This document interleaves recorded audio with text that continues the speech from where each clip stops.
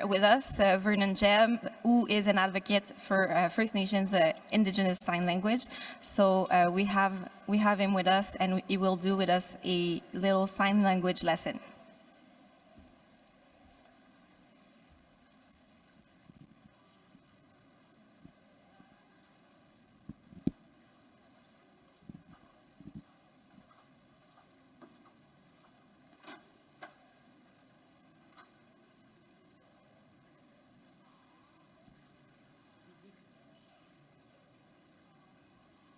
Just give me a quick moment, everybody.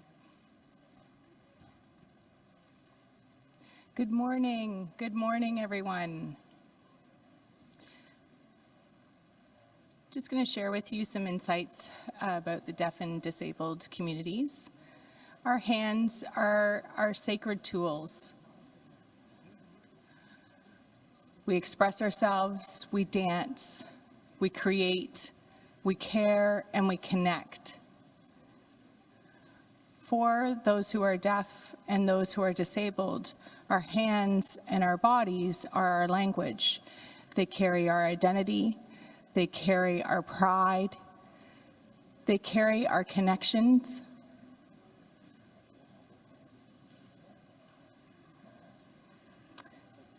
It's important that we appreciate in those sacred tools, and we continue to keep them alive for our future generations and continue to share our heritage. I do have 5 new signs for you to learn today. Again, you can feel free to just watch and enjoy, or you can copy me. Sacred. Sacred.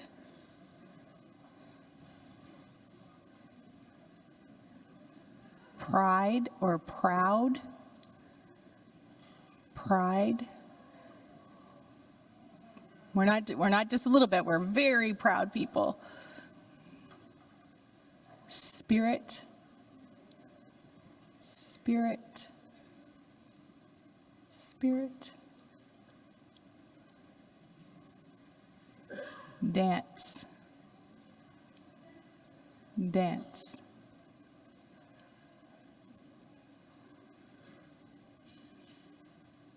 And future, future, future. And with that, thank you for paying attention to me this morning. I hope you have a wonderful day.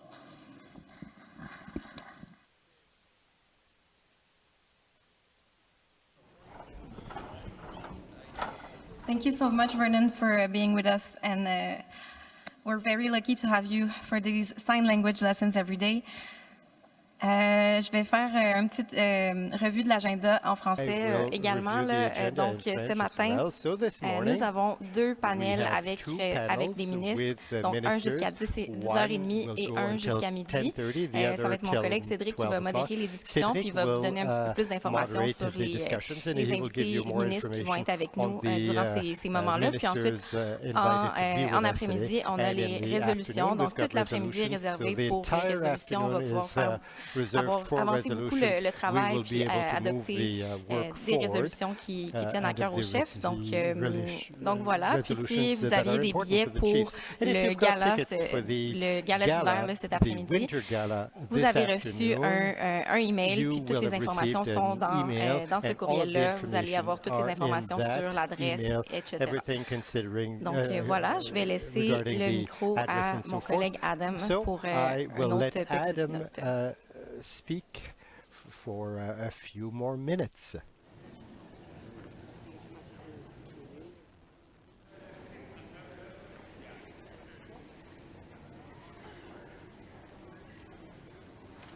Surprise, this is Adam. Just a few heads up also on the ongoing process as we're finalizing and preparing our special guest today.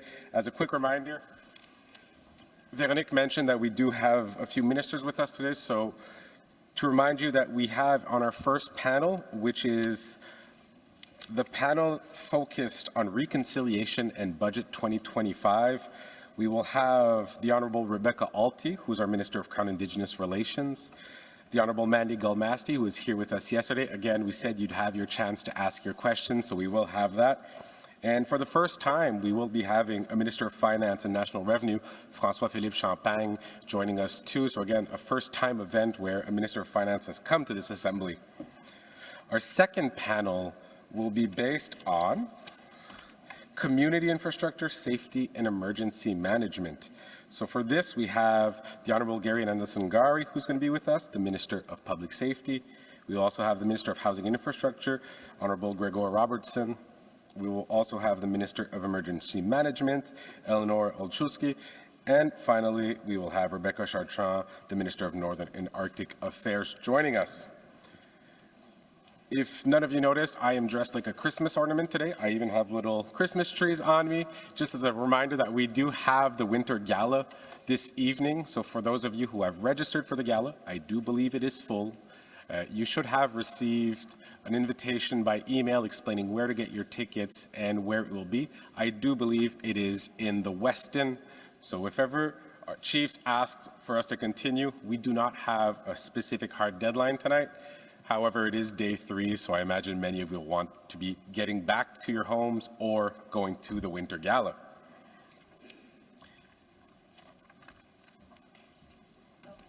We have, again, for the for the resolutions this afternoon, we will be working with our baskets as we have been doing these past few days. So again, creating that space where chiefs can vote on multiple different resolutions at the same time through our system.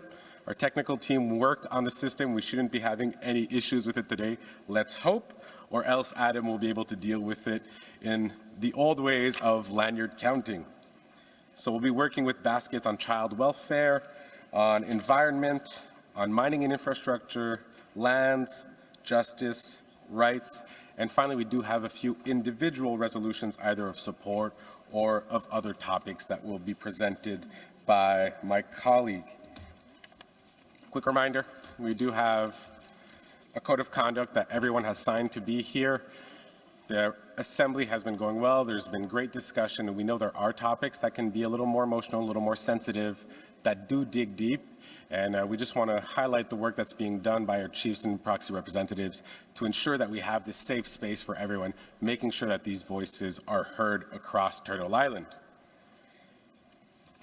We have also the deadline for late resolutions was yesterday, so no more late resolutions will be taken. But those that were on time, late resolutions to call them, if we do get through the entirety of the resolutions package that was on time, we will then shift into the late resolutions that came and are ready. Again, we have the entire afternoon to work on resolutions. We might be able to get to them. It will depend on how our conversations go, on our timing, and I see a few smiles in the room. I will let those speak for themselves. And finally, just as a quick reminder to our participants on Zoom, we do not have access to the chat window. The AFN staff in there can help you out if there are any technical problems, but for us as co-chairs to be able to see you on our little screen here, you really must use the raise hand function. With our representatives this morning, our different ministers, we will be going through a short presentation by each of the ministers, after which we will open the floor to questions. Out of respect for the list that had been given to us by the caucuses, there was chosen speakers for the first cycle, the first round of questions, so we do have 4 regions who hadn't had the opportunity to address, that had been chosen again by the caucuses. So these 4 speakers will be given priority, after which the microphone line will be open to all chiefs and proxy delegates that wish to address the ministers. We will be going towards the 3 questions, again, microphone 1, 2, and online, until we get 3 questions, after which we will give the ministers the chance to respond. I will look towards my colleagues.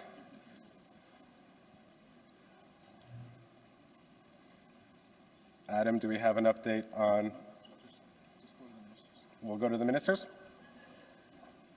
So I would look towards our team to see if we have our ministers present. I know they're very busy, and even they are involved in many meetings quite early this morning. So I'll look for confirmation from my team to see when our ministers are going to arrive.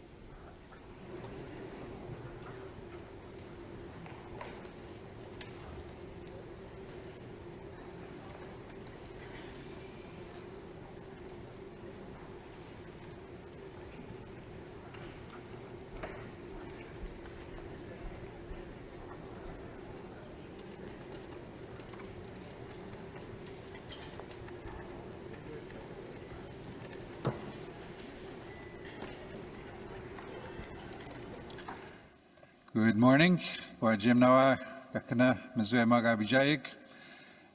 morning to everyone. Hopefully you got some good rest. A lot of deliberations, discussions over the last 2 days. So we are just waiting on the ministers to approach the podium, and my colleague Cedric will be introducing them and the panel discussion. As we heard, we will hear from the ministers and then of course open it up with Q&A, which will of course, again, as Cedric indicated, start off with the list of speakers that were already identified previously by each of the regional caucus sessions that were originally supposed to speak and ask questions of the Prime Minister. So that is the list that my colleague Cedric will be starting off with once we open it up for questions. Also, a reminder, we have not officially called the meeting to order. When we do, that will help determine the quorum count for today in order to deal with decisions that need to be made and, of course, resolutions for this afternoon. So once we do call the meeting to order, we will take the total count of all chiefs and proxy representatives in the room. Also, when I say in the room, that includes virtual. So everybody here physically, but also joining virtually. And of course, quorum to maintain business and keep making decisions is 50% plus one of that number once we get there. So again, we do have, for this afternoon, we do have about 3 hours on the agenda for resolutions. Chiefs, proxies, we've heard you. The priority was to put resolutions right off the bat, so we did start that right off the bat on day one. We got into resolutions, and we have allocated some time for this afternoon as well. We do have about 3 hours this afternoon. The reality is we do have another 28 on-time resolutions to deal with, and several late resolutions. So we will have to manage our time fairly effectively when we do go through the resolutions this afternoon. And again, they are your resolutions that you bring forward, and we've received strong direction from you that you would like to get to your resolutions. So the most efficient way of dealing with that is to manage our time effectively once we deal with the resolutions, and to get decisions made. Again, those are your resolutions, and we know that we are getting pressure to deal with all of the on-time resolutions. So that will be the goal for this afternoon. And again, that is the plan starting at 1 o'clock. And I'll be turning it back over to Cedric very shortly. Miwe ke tuchka no gumagijgak no gumino gagijebaya ko no gumag ima Canada gumao nang gimagaj gumawach miano kawi pijawach kawi pisendoek egumine ke gun kawi kagwichmaik. So that is the plan. We'll have the two panels and the Q&A. So I think we are ready in just a few minutes, and I will be turning it over to my colleague Cedric. Also, a big acknowledgement, thank you to the translation services, the sign language, as well as the simultaneous translation. I was reminded when I go through resolutions, and I didn't realize this, but I did realize it in a way. When I read the resolutions in English, apparently it's more, I don't know if condensed is the right word, but I need to slow down in my English reading of the resolution so that it can be translated into French, so that the French sign language will be able to translate simultaneously as well. So when I go through resolutions, I have to constantly remind myself to slow down so that we can have the full translation available for everyone. And of course, it's all about inclusion, and it's all about everyone having access to the information. We will be starting very shortly. And Cedric will be back to introduce the ministers.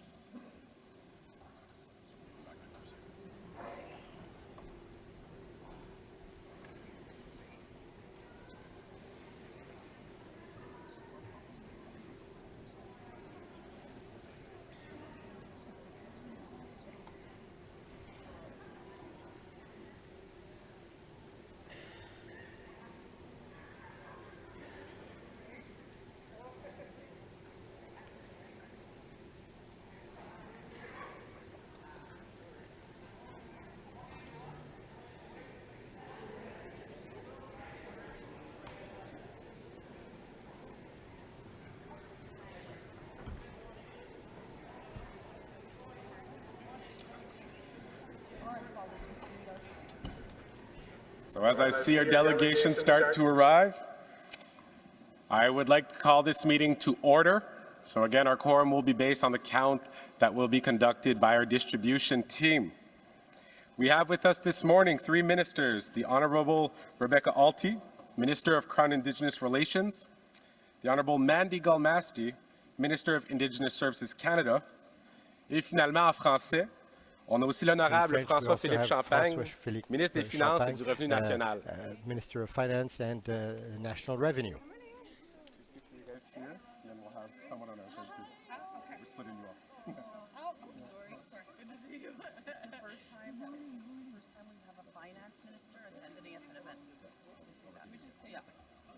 Minister Alti, if you want, just here. Oh, okay.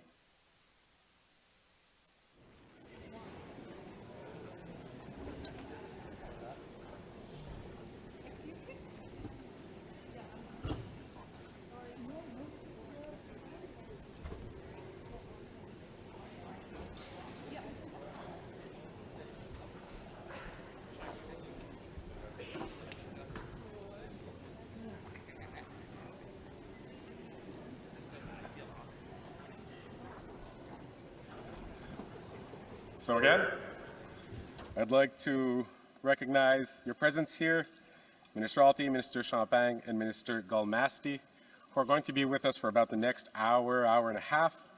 We're going to give them each the opportunity to address the Assembly, after which we will go into questions. And as mentioned, we did have a list that was given to us by the caucuses for the first question, so we will have, just to make sure that they are in the room in the next little while, the Ontario region will have Chief Sarrazin, Alberta has Chief Jacko, PEI has Chief Tabitha Bernard, and finally New Brunswick has Chief Tim Paul. So we will be starting with these 4 speakers for our questions, after which we will open the microphone to all other chiefs in the region, just trying to respect the information that was given to us by the caucuses. We will be also going through a round robin, so microphone 1, microphone 2, microphone online, after which we will then return to our ministers for answer. And I will look towards our ministers, again, in highlighting the fact that the Honorable François-Philippe Champang is the first finance minister to join us in this assembly, so just want to recognize that in your presence here.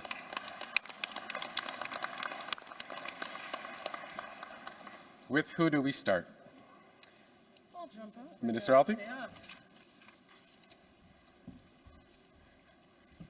Thank you. Good morning, everyone.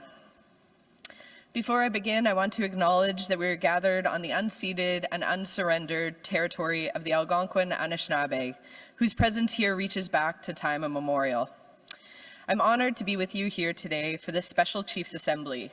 A big thank you to National Chief Cindy Woodhouse-Nipinak and the Executive Committee for inviting me to participate and for your leadership. I also want to thank all staff, elders, and volunteers who have been working around the clock to make this week a reality. I know that organizing and preparing an event of this scale requires a tremendous amount of work, so thank you all for everything that you've done. As mentioned, my name is Rebecca Alti. I'm the Member of Parliament for the Northwest Territories and the Minister of Crown Indigenous Relations. I was born and raised in Yellowknife and still call it home. It's still my home every couple days throughout the month. It's Treaty 8 territory, the territory of Chief Dry Geese, home of the Yellowknife's Dene First Nation, and I'd like to acknowledge and thank the chiefs from the Northwest Territories who I see here. Woo! The Raucous Caucus, Ontario. This is the caucus of the Assembly. I'm also pleased to be here today alongside my colleagues, Minister Shampang and Minister GMasti. As a government, we know that it's a moment of change. There's a lot happening here in Canada, throughout the world. We've also come through the last couple of years through a pandemic. Many of us have experienced floods, fires, climate challenges, and it's important that we continue to address these challenges and work towards that better future. As I'm sure many of you have heard, last month, Minister Shampang, as well as the rest of Cabinet, put forward Budget 2025. In just a few minutes, you'll hear from him, where he'll talk more and more about this budget. I understand that many of you have questions about the budget and what this means for your communities. We have created a handout as the 400-page document. If you don't have time to read it, we've got a quick cheat sheet that really pulls out investment opportunities for communities, including in one side of the chart where it has the contact information for people. With this budget, we were really working on putting forward measures that strengthen First Nations economic power and autonomy. We're investing in capacity, expanding access to capital, and making sure opportunities don't bypass First Nations. To that end, one of the important changes in Budget 2025 is an amendment to the First Nations Fiscal Management Act. It's called a special purpose vehicle, and when I was talking to some friends earlier this summer, they said, but why do you need more vehicles? As if cars and trucks, but that's not what it means. It's about allowing First Nations-owned companies to create, borrow together, so it's pooling resources through the First Nations Finance Authority. For First Nations, this makes it easier for multiple nations to work together, borrow as a group, and lower administrative costs. It also provides access to better borrowing rates and more opportunities to take equity in major projects and infrastructure. With improved access to financing, communities can create good jobs, grow local businesses, and build lasting prosperity for future generations. For me, at the end of the day, throughout my time previously, I was the mayor and I was on city council. My focus has been on creating more and more jobs in community, and this is a tool that will help there. We're also expanding tools for building infrastructure.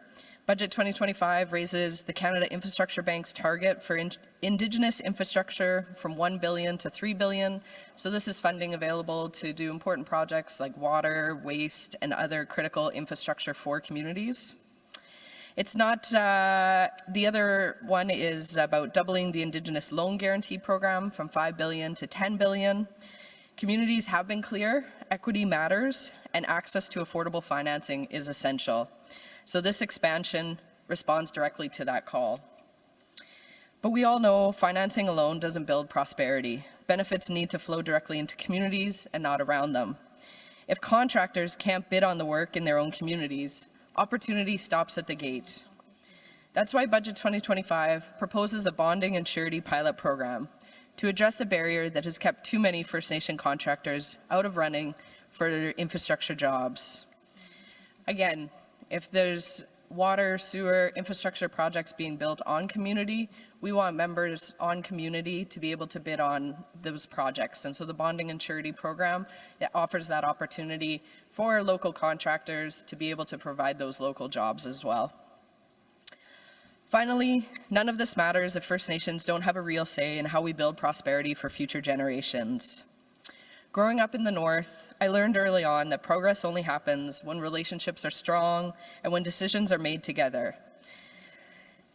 That's why this week I've appreciated the opportunity, and throughout my term, to listen to many of you and better understand your concerns and your recommendations on ways to address them. I've heard a consistent message: communities want tools they can actually use, decisions they can influence, and opportunities that translate into real results on the ground. Not more promises, not more processes, but results. So with that, I will pause and I will allow my other two colleagues opportunity, and then we look forward to take questions at the end. But I really look forward to working together as nation to nation, because we're only strong when we're together, building a stronger, fairer, more inclusive Canada, not just in theory, but in practice. Thank you, merci, miigwech, masicho.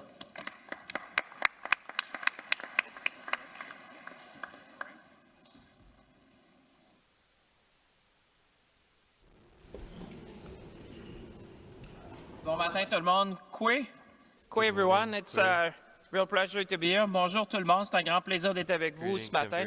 J'aimerais d'abord saluer mes amis de la Nation Anti-Québec, de Ridgewan, de Manawan et de Wemontashi, évidemment. It's a great pleasure to be with you this morning. And by the way, this is going to be shorter than my budget speech, so don't worry, because this is really meant to be a conversation and a whole of government conversation.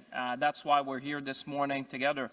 I want to say thank you to the Assembly of First Nations for hosting us today, and I would say the very warm welcome that I received. I feel this is like a family reunion. I've known many of you in my different capacities, more than 10 years as federal ministers. I've had a chance to travel the country. I visited many of you in your home, and I feel honored that you would welcome me this morning. It's a real honor to be with you and my colleagues. I want to begin by acknowledging that we are gathered on the unceded territory of the Anishinaabe Algonquin Nation. And I also want to say a special thank you. I don't know if she's here, my friend, National Chief Woodhouse Nepinak, and her team at the Assembly of First Nation. She is really a true leader, visionary, and she's been a great partner over a long period of time in order to make sure that what we do matters to you, matters to the people you serve, matters to Canada. And I am told by many, I think some have said, I'm the very first, or one of the first finance minister to attend the Assembly of First Nations. So I feel humble to start, for sure, and at the same time honored and privileged to be able to engage in a conversation with each and every one of you. And that's why, for me, this has a special meaning this morning to be with all of you. I also want to welcome the chiefs, the elders, the knowledge keepers, and the delegates who are with us, as well as my colleagues who are present. I think, like we said, presenting a whole-of-government approach is what we need at this moment in our country. And you may have heard me when I presented Budget 2025 on behalf of Canada, Prime Minister and myself. I'm particularly proud of a chapter, and Cindy Woodhouse, Chief, was there in the audience when I quoted a teaching from First Nation about the 7 generations principle. And I was purposely doing that in my speech so that Canadians who are watching at home could be reminded of the importance of that. And I see, for example, a number of veterans this morning. I just want to applaud your service to our nation, sir and madam. I see you, and I think you deserve a big round of applause when I see veterans who serve like that. Donc, comme vous avez pu le constater, chers amis, nous traversons une période de changement rapide à l'échelle mondiale et les familles canadiennes subissent des pressions bien réelles à travers le pays. L'enjeu de l'abordabilité demeure central. C'est pour cette raison que le budget de 2025 repose sur un principe clair, investir davantage dans nos communautés, dans nos infrastructures et dans la prospérité à long terme de façon responsable et durable, en lien avec les principes que j'ai énoncés plus tôt. I think you would all agree, and people in your communities would probably have seen it, that Canada is at a critical point. The world is changing rapidly. I often say that the speed, scope, and scale of change is quite unprecedented. You have to go back to 1945, some would say. Some would say the fall of the Berlin Wall. It's trade, it's geopolitics, it's the reality in our communities, in our streets, factory floor, in the fields. People feel it in so many ways, and even technology. And that's why we need to do things differently. And that's why I hope you felt, and I hope you feel, that we have a deep engagement and close collaboration with First Nations. I think my colleague said it perfectly before. We need to chart this course together, and we are very committed to that. Indigenous partnership is essential to speeding up major projects, unlocking economic growth, and strengthening Canada's position at home and abroad. And the only way to do that is to do it together, with vision, with passion, and certainly with commitment. Le budget 2025 a placé les priorités autochtones au cœur de la stratégie économique et de notre vision du développement du Canada. Comme vous l'avez vu, grâce au nouveau bureau des grands projets, les grands projets vont faire progresser les intérêts autochtones et seront considérés comme étant d'intérêt national. Guided by the Indigenous Advisory Council, the Major Project Office will provide a framework that ensures that Indigenous peoples are full partners, not observers, partners in shaping the country's major development. Indigenous people have always been part of the fabric of this country, and they will be part in shaping a common future. To support, as my colleagues say, the participation of First Nations across our great country, we doubled the Indigenous Loan Guarantee Program to $10 billion.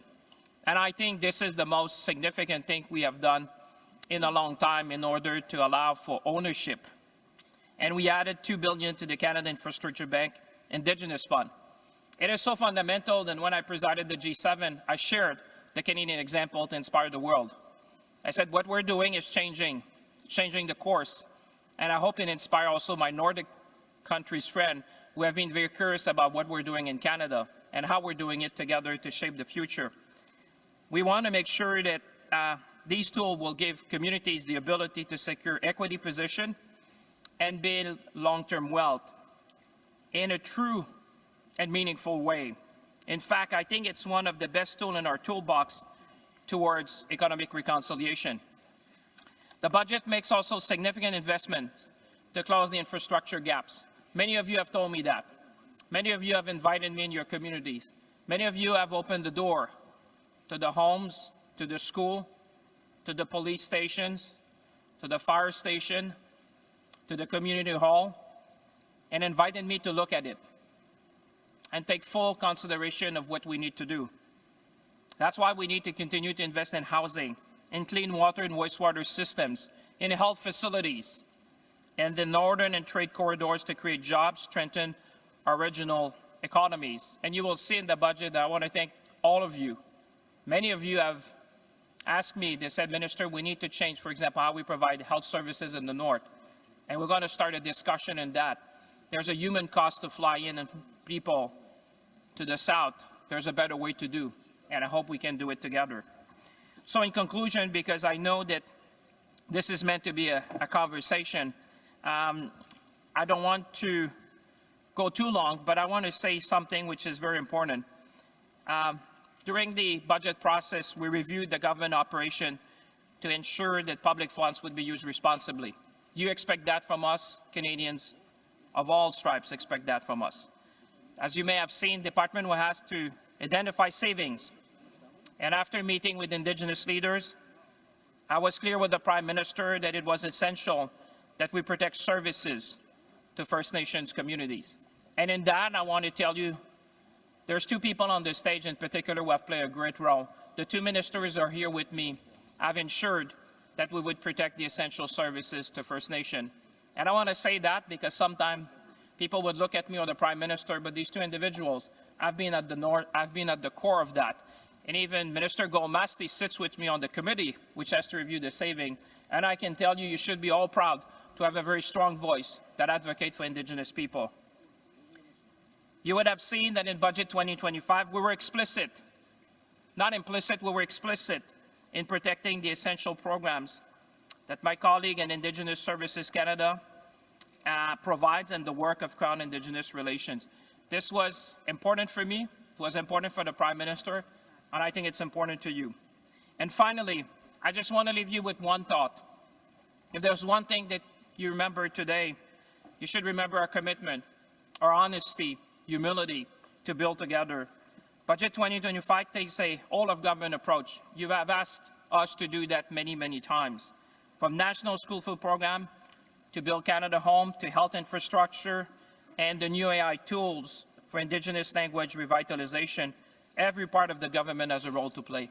Pour ça qu'aujourd'hui, je suis fier d'être avec vous, fier de pouvoir contribuer à l'avenir de notre pays, fier de me tenir avec mes collègues ici aujourd'hui pour assurer qu'on détermine un futur ensemble. This budget, ladies and gentlemen, is about investment. It's about partnership. It's about Indigenous prosperity. It's a budget that speaks to the North for this generation and the next. I would say to all of you, let's seize the moment, let's be ambitious, and let's build a very strong Canada together now and for the future. Merci tout le monde. Miigwech. Thank you, Miigwech.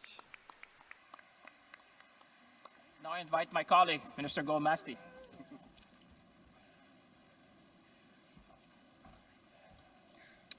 Ojagamsa, tanaskam noid the bed duxniag, naska nui na naskmon, I optimin mina jisagat, Jimigwik, to Jidaikot and how to Jimamo beak to Jimamo with a benduik.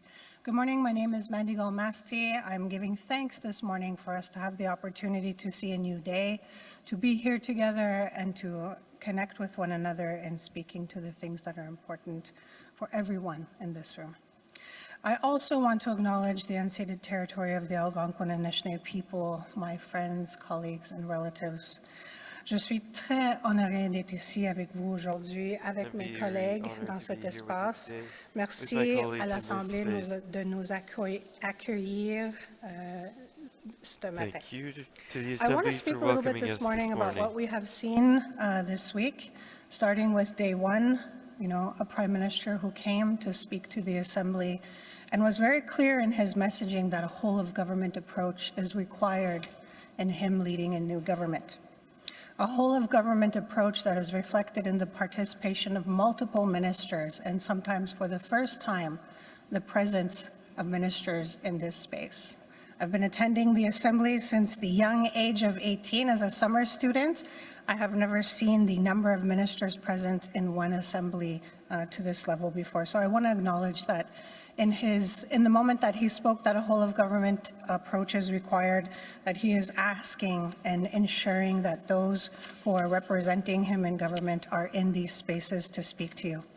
You've heard my colleague François Philippe speak of Budget 2025 and the importance of this step that it takes. Part of that decision-making was to ensure that we protect essential services, that we're investing in the long-term priorities and commitments that we are working to ensure that we carry out. We also are directed to ensure that whatever solutions and future steps we take support Indigenous-led processes of determining what the lasting impact is going to be for community. The work of François Philippe in Budget 2025 is speaking to three things. It is ensuring that we are building a government for the future. It is also ensuring that we protect Canada in a critical time and space as we are having a new and challenging relationship with our partner to the south. But it is also about expanding who we are as a country in our international relationships. And the Prime Minister has really undertaken and taken space in the international world to ensure that we are reflected as part of that. There's additional work to be done in this space because clearly this week I have heard from many communities the desire to be involved on an international scale and presenting and representing what their nations have to offer. I also heard this week a commitment from this Prime Minister to ensure that legislation is tabled in the spring to address clean drinking water. Not solely because it is something that we are responding to, but it also because this is a priority of a Prime Minister who is thorough and wants to ensure that the proper steps are taken to reflect and meeting the needs of the remaining boil water advisories. I also want to acknowledge that many other ministers who will be participating today have been mandated to work and co-develop across ministries solutions that will be offered both on and off reserve. One of these critical spaces is housing. I want to acknowledge my colleague, Minister Robertson, who will be participating today, who's been mandated in the housing and infrastructure space to ensure that he, in this new Build Canada Homes process, reflects the participation of Indigenous people responding through programs and services, and that we also at Indigenous Services Canada have a commitment to work with him in that space to see and show that results that are being brought into the community address the needs of families, for them to feel safe, to have homes that offer strong water systems and infrastructure that lasts. And that means that through government, we must undertake this in doing work with you. I also want to acknowledge that while Indigenous Services Canada and my colleague here, Minister Alti, will not face the major cost savings requirements that are imposed on other federal departments to 15%, we remained in the space of 2%. I know that in this exercise, in doing the analysis of a 15%, I've seen a lot of information that determined there would be a critical impact on First Nations people. I want to acknowledge and thank my colleague for ensuring that in the decision made to not carry out those cost savings within ISK, that it was because clearly the harms that people would endure in that reduction would be quite significant. And while we are looking to ensure that we are finding efficiencies and removing programs that are duplicative and sometimes not meeting the targets that communities are looking to achieve, we also at ISK have the additional task of modernizing what we are going to offer to people who come for programs and services. Clarity on ensuring that we must change how we work to serve communities is something that is a target for me and a priority to ensure that we are meeting you and providing to you the critical services, infrastructure, and needs that your community is looking to receive. The next step is to align our work with the outcomes that have been requested by the Prime Minister. In Budget 2025, there was, a lot of conversation about the new presentation of how the document was written, and I had throughout this week received many questions from many caucuses, leadership, asking what is that next step in the sunsetting space that people have questions about.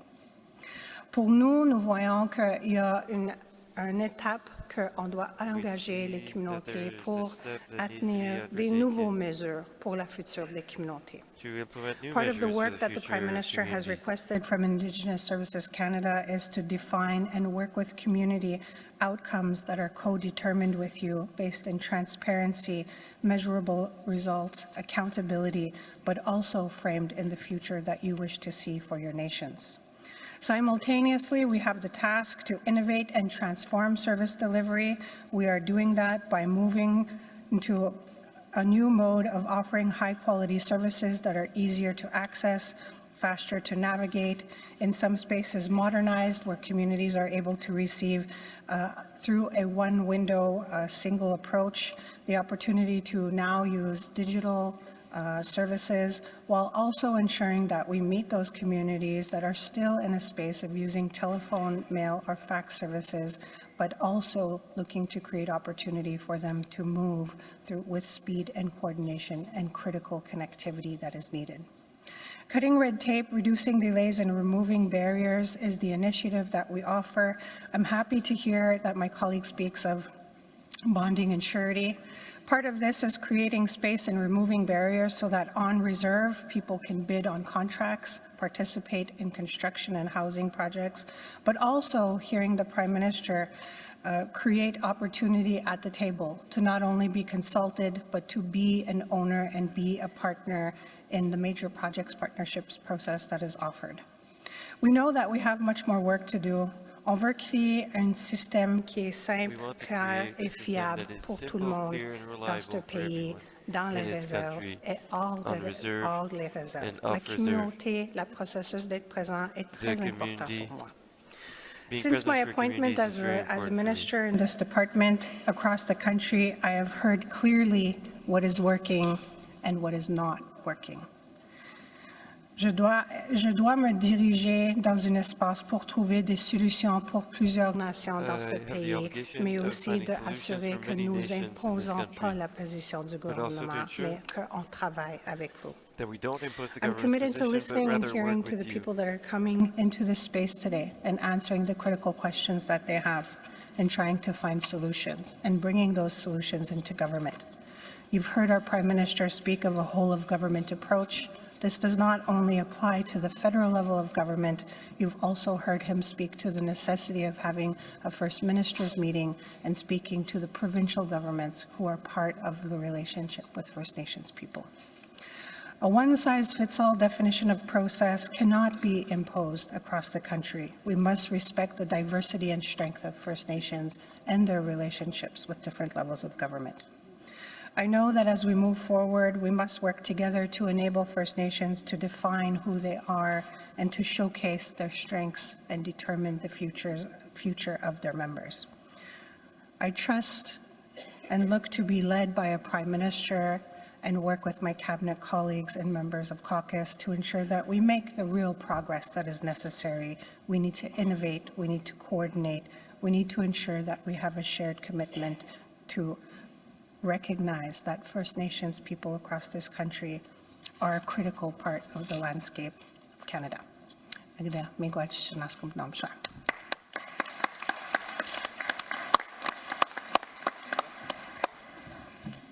So thank you, ministers.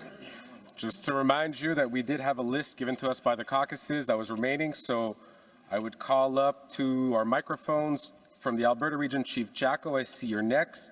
Ontario Chief Sarrazin, PEI we have Chief Tabitha Bernard, and finally New Brunswick Chief Tim Paul. So these will be our first speakers, after which we will then open up the list to the remaining speakers.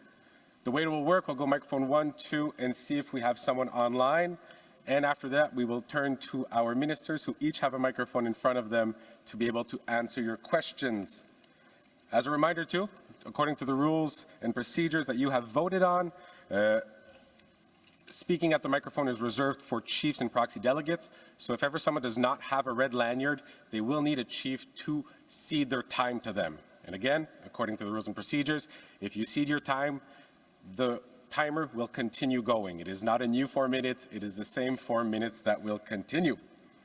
And finally, we do have Minister Shampang with us until about 10:15, but we do have Minister Alti and GMasti who will be here with us until 10:30.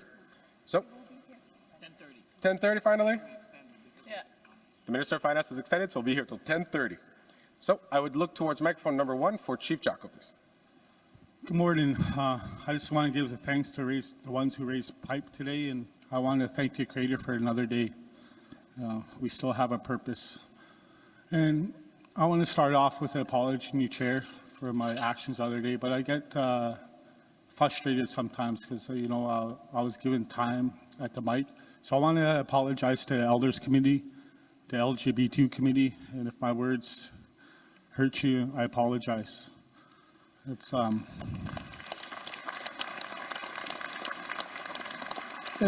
hard being a chief at times, you know, so I apologize, Chair. You know, I had a hard time sleeping last night. I was thinking about everything, but I'll try to compose myself. My first question is Minister Alti about our agriculture benefits. I don't know where they are. They're supposed to be an expedient process, but it's not. I'm just wondering where that is because my membership asks me all the time, where is it at?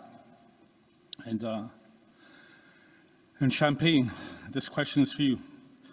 Canada has a legal fiduciary responsibility to First Nations and reduction of funding, including transfer payments to provincial, territorial governments, institutions, is a breach of that trust.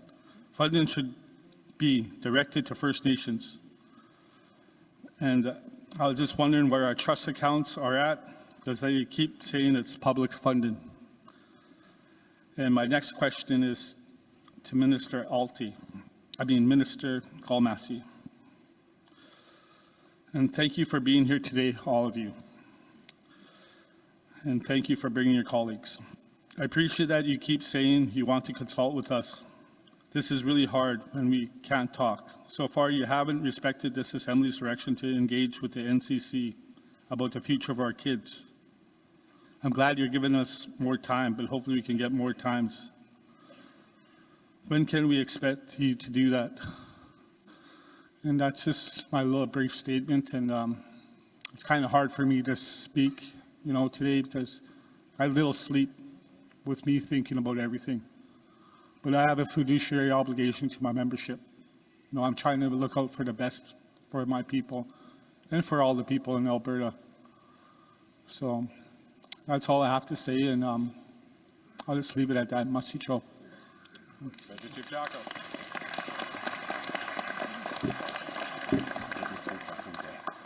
Thank you, Chief Jacko, and again, thank you to our Veterans Council and our Knowledge Keeper who are there to stand with you.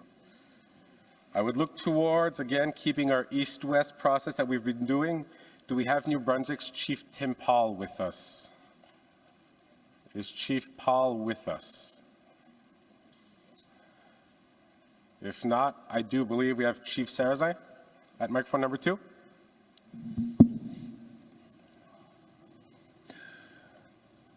Good morning. My name is Chief Greg Sarazan. I am the Chief of the Algonquins of Pikwakanagan First Nation. Welcome, ministers, to this Special Chiefs Assembly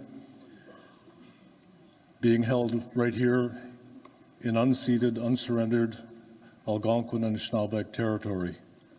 Welcome. I have 2 questions. First off, the Major Projects Office and Cabinet ministers often say they will seek the consent of First Nations before they proceed with major economic development projects.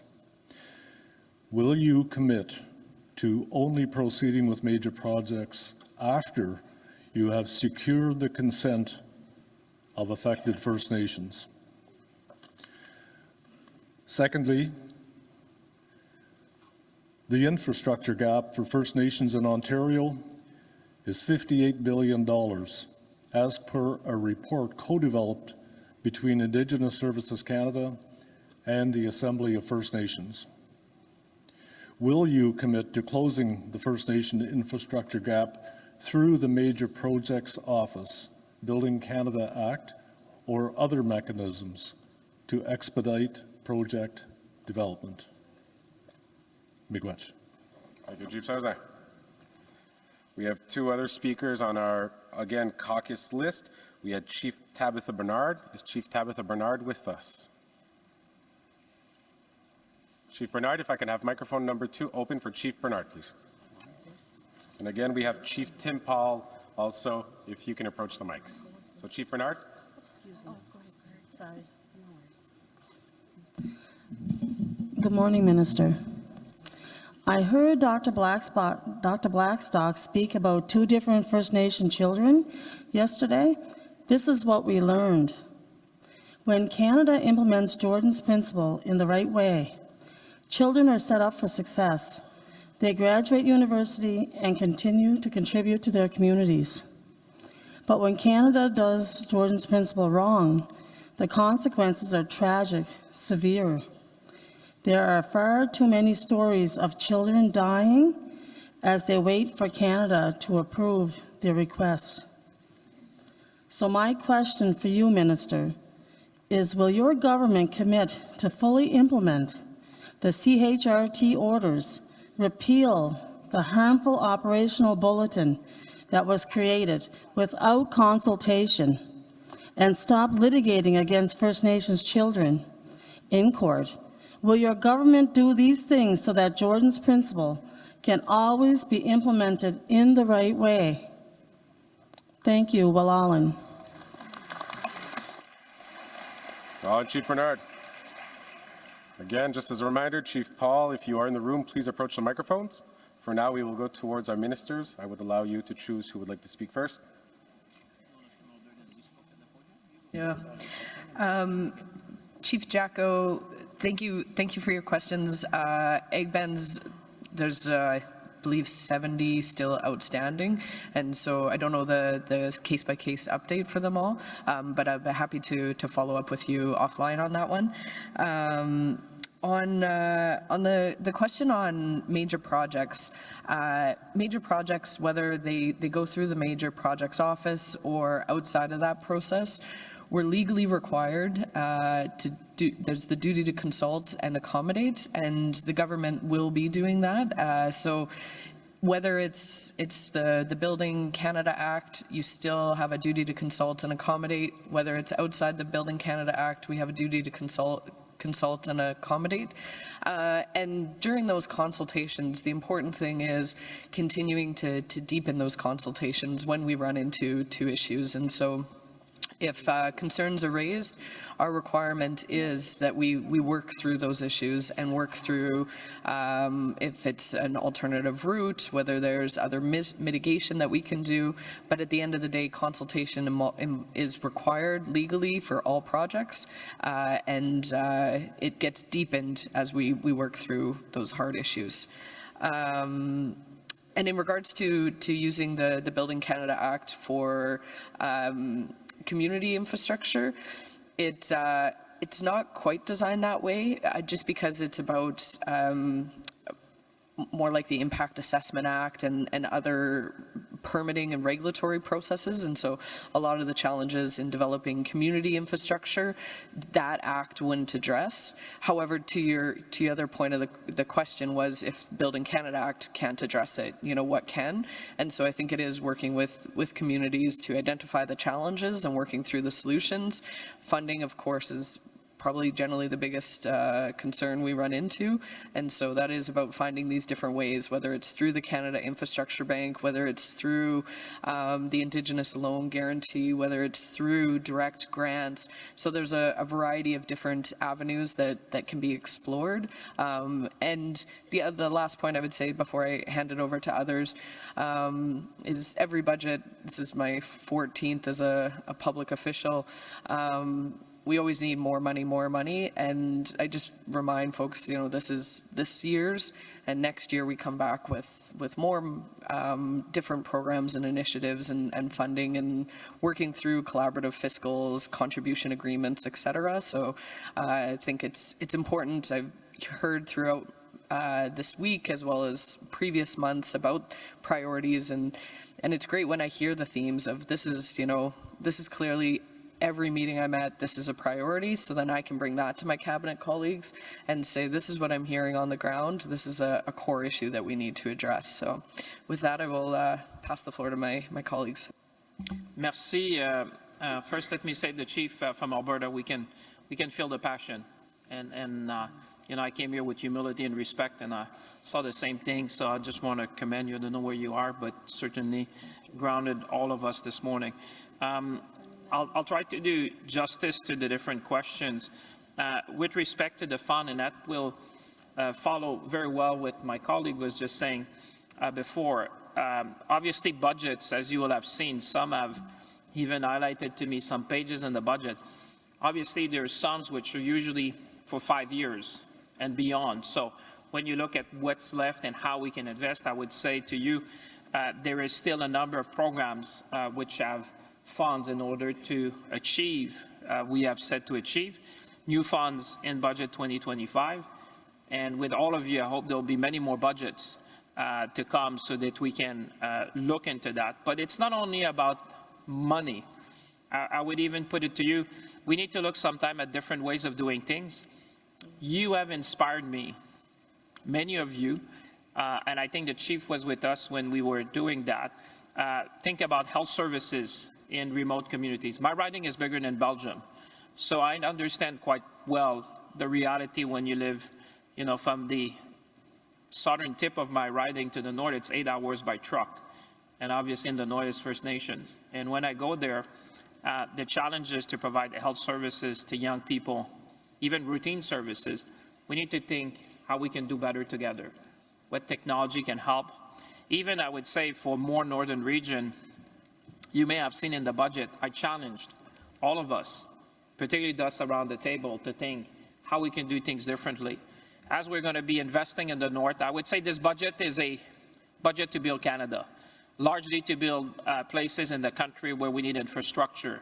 It's about runway, airway, airports, landing strips, ports, communities. I have challenged every department to see when we're going to do these dual-use infrastructure in the north, how we can serve better the communities. Could there be, for example, a forward operating base with a clinic that we can use to serve different people around these locations? So I would invite you, chiefs, to, as a number of you have told me separately, how we can do things better to serve our people. Because at the end of the day, we all serve the same people, and we need to be there for them. And I think we hold it to them to not look at the way we've been doing things for a long time. There's a lot of teaching in how we've done things before, but there's also looking forward and say how we can do better. I can tell you when I saw the young kids in the fly out in a sense to get services, we were, I think, in Edmonton or Winnipeg. There must be a better way to serve our community. So that's the first thing. With respect to the duty to consult, I think my colleague said it well. It's enshrined in the guiding principle of the Major Project Office. The Major Project Office is there to facilitate on the basis of what is law in Canada and what is practice and what we have always done, which is to make sure that we do better at every step of the way in true partnership. And I hope you see that with the Advisory Council as a way to do better. I'm very proud, I would say, as a Canadian, that to the Major Project Office, I've seen many communities, many chiefs have come to me to say now they'll be owner. They could benefit from these projects. Not only do, like I've seen, I'm 55, I've seen projects where people were doing a bit of work around, but they were never truly owner. This is about owning the assets. And I would say a number of chiefs in British Columbia have led the way, and I've even asked them to share their learnings and guidance to other chiefs and other communities across the nation so we can do the same thing. On infrastructure, and I'll turn to Minister GMasti because I see the line growing. I don't want to make sure we go. On the infrastructure, which was by the chief from the Algonquin Nation, I think that you will find in this budget, it's probably, when I compare Canada to other G7 nations, it's probably the most historical investment in infrastructure, which certainly will benefit a number of communities, but also will build a country like never before. Whether you think about the trade corridors, whether you think about the municipal infrastructure, whether you're talking about housing, the kind of things that will change the lives and improve the lives of people across the nation. I see you, Cédric, so je comprends que ça veut dire qu'il faut que j'aille plus vite. Je vois ça dans votre sourire. So Cédric is giving me the look, so I get it. So I'll turn over to Minister GMasti. Thank you. I'll try to be brief in my response because I want to make sure that we have the time for the questions. Thank you, Chief Jacko, for what you shared. I know that it is, a very heavy burden when you care so passionately for your members that you want to be sure that you are doing the representation that is needed for them.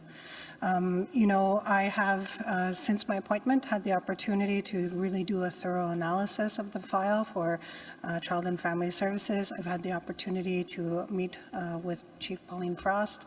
I spoke also with Regional Chief Joanna Bernard, who was on the file. I've had the opportunity to meet with Francis as the new file holder. I have not had the opportunity to meet with the entirety of NCC, but I have had conversations with one-on-one. I spent a lot of my time really focusing on trying to ensure that the decision that moves forward and thoroughly seeing the progress reports, the framework that the NCC is working on is reflective of what I'm hearing from the people that are receiving services from ISK. So trying to align those two spaces, it's important for us to do that work, and I'm looking forward to meeting the entirety of NCC. In terms of what is being asked of the major projects, I'm just going to speak to that a little bit differently because major projects was established as an investment strategy. I think that has to be clearly explained because these are not federal dollars that are funding these projects. This system was set up to ensure that we receive external dollars from a private promoter to attract the capital so that we can fund these major projects. So those requests regarding infrastructure and community do come from federally funded dollars, but this investment strategy, for it to succeed, is not only about attracting capital, it's also making sure that a project can be executed, and part of that really speaks to social acceptability. So that consultation process, ensuring that you're accommodating and even inviting First Nations into that space if they wish to participate or be a promoter inclusively in the project, is there for that purpose. In the last question I received with Jordan's principle, I want to acknowledge that yes, the decision to implement the operational bulletin was responding to the use of Jordan's principle in a way that was at times not intended for what it was set up. I have to take responsibility as a minister. I have to take accountability that those decisions were made within Indigenous Services Canada. This bulletin was created to respond to that. I did not want to make changes to the operational bulletin unilaterally without input from community because I did not want to create further consequences or harm from the families that use it. I've spent a number of weeks speaking to leadership, speaking to the users of the program, speaking to the employees that implement that program to ensure that when I make change to the operational bulletin, it is not going to further create pressure on the families that make use of it. I'm excited that we will soon be making announcements on what that change looks like, and I want to thank those of you that helped guide me in that decision-making process to ensure that we are working together to meet the needs of those that are using Jordan's principle. Thank you, Ministers. So our final speaker on the caucus list, Chieftain Paul, isn't here, but the region did delegate Regional Chief Bernard to come. So if we can have Regional Chief on microphone 2, please. Thank you very much. And now, yesterday, or was it? Yeah, I don't even know if it was yesterday or the day before, when the Prime Minister was here.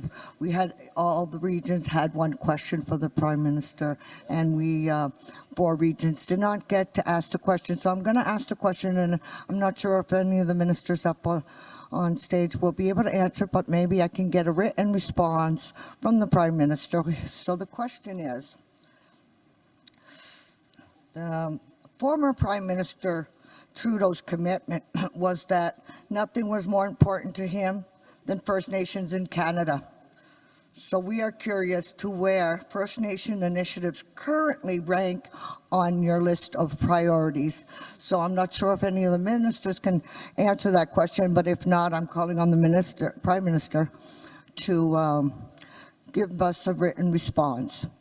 So if any of the ministers want to respond to that, that would be great. But basically, I want a written response from the Prime Minister on where First Nations stand on his list of priorities.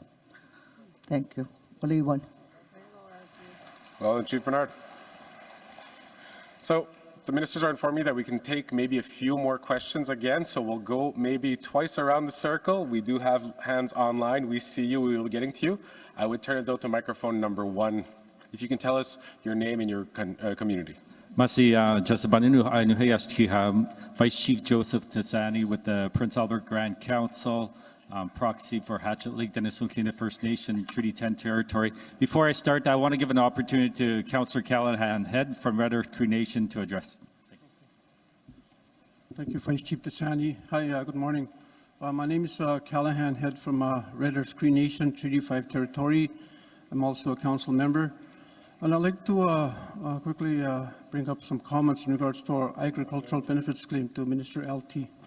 Talks and negotiations have stalled since March of this year. It's been 9 months, and we respectfully ask if you could acknowledge our letters for numerous times that we've sent in our letters to resume those talks. So on behalf of my nation, of Red Cree Nation, we'd like to hear from you and your team to negotiate and to resume those discussions. Thank you very much. Thank you, Callahan. Same issue, agriculture benefits for the Treaty 10 communities, Hatchet Lake, Denisukina First Nation, Northlands, Northlands, First Nation, Manitoba, Barrenlands, and Lac Brochet. Minister, wondering what is the holdup? Since the federal election, there's been the holdup. They're saying it's not moving forward. Same with Coal Lake, Treaty 10, Treaty 6 First Nation. We want to know what the holdup is.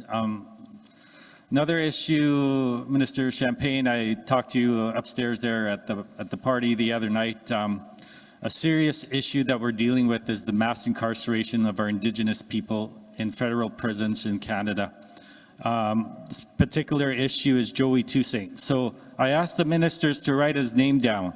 Joey Toussaint, Black Lake Denisukina First Nation member that has been held in solitary confinement for over 8 years. That is considered torture. You are torturing Canada, and the federal system is torturing one of our members, and probably many others in the federal institution. We need to address that.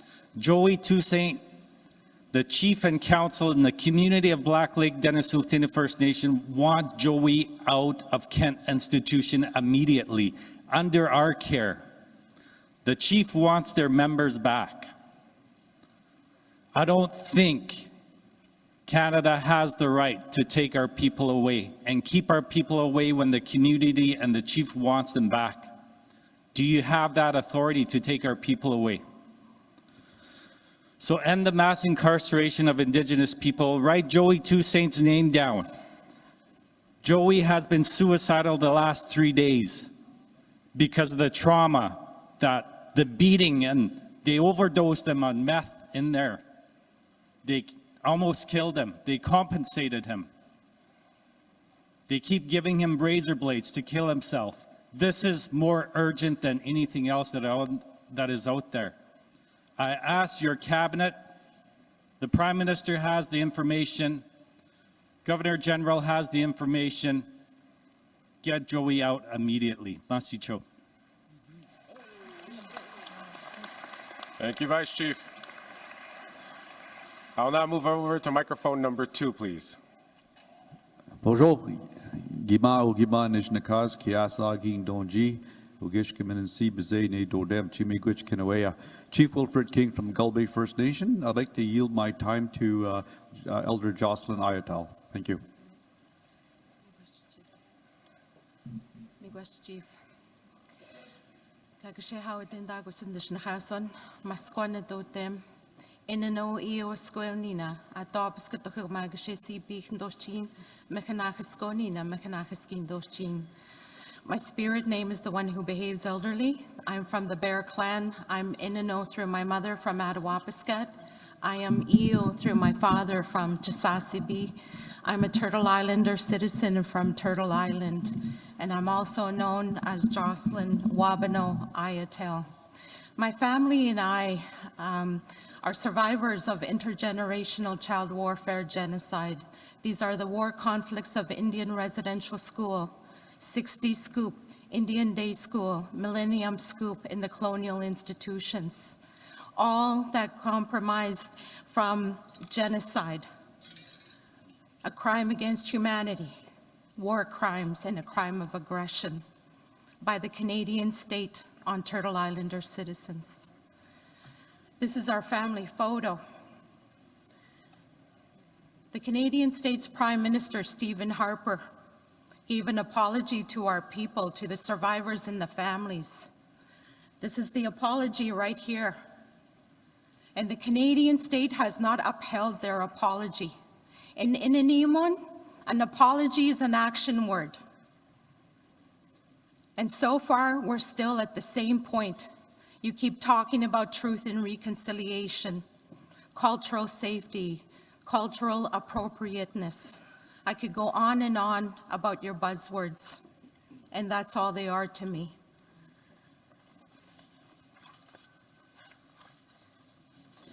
This is my truth. You gave Omar Kadar 10.5 million with an apology for human rights violations, cruelty, inhumane treatment. You gave Mahar Arar 10.5 million plus 1 million with an apology for the atrocities he suffered by the Canadian state. You've given money, the Canadian state has given money, the Global Fund, in the amount of 1.02 billion for the years of 2026 to 2028. You've taken so many of so-called resources, our relatives, our land, our water, gold, silver, chromite, our brothers and sisters of everything you can imagine. What you call the planet is our mother, Turtle Island. But the biggest atrocity is the child trafficking that the Canadian state has been partaking in. And the Turtle Islanders' misery industry.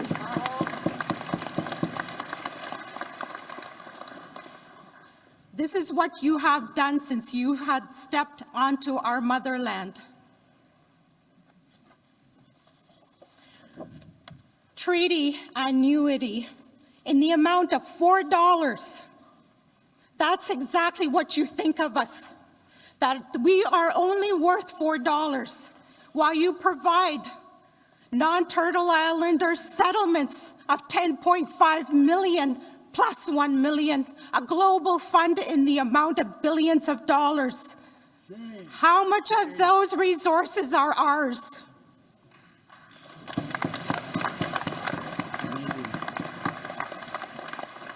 Here's the oath of citizenship.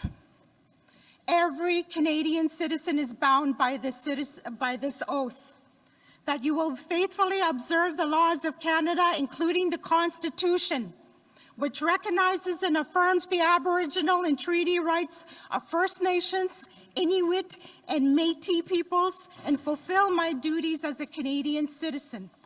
That is exactly what is written in your oaths. None of that has been respected. None of that has been done with the good heart and the good spirit. And so I implore you today for a meeting with the grassroots people, a meeting with our leaders of choice. I'm a family member of missing and murdered. I worked with the ministers. We worked with Justin Trudeau. Nothing has become of those principles and actions that we had called for. The calls to justice, the truth and reconciliation calls to action. And I can go on and on and on. But we are at an end, at a point in 2025 that we must proceed in a good way. You want respectful engagement? I'm asking for respectful engagement as Kashimanado gave us, the Great Spirit. I do not want to be addressed as Indigenous. Indigenous means subject. It means savage. I am not a subject and I am not a savage.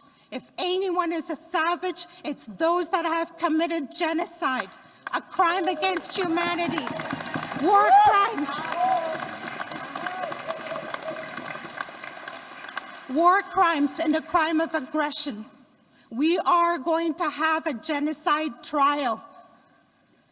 And they'll be different from Nuremberg trials because we're also going to implement Inano Nashawe and our Inano laws, our medicine bundles. It's going to be also based on our language, which the great Creator gave us, that you tried to take away from us. At the our children deserve better. Our children deserve the Jordan's principal monies, our trust funds that you have stolen from us. Miigwech.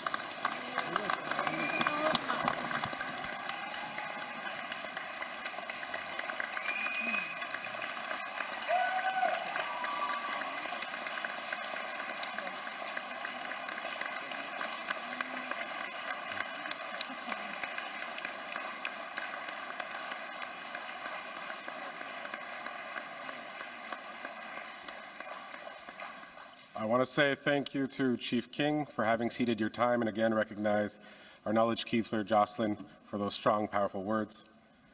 And also recognize our team who is here with a smudge also to help clean that energy. I will now turn to our Zoom.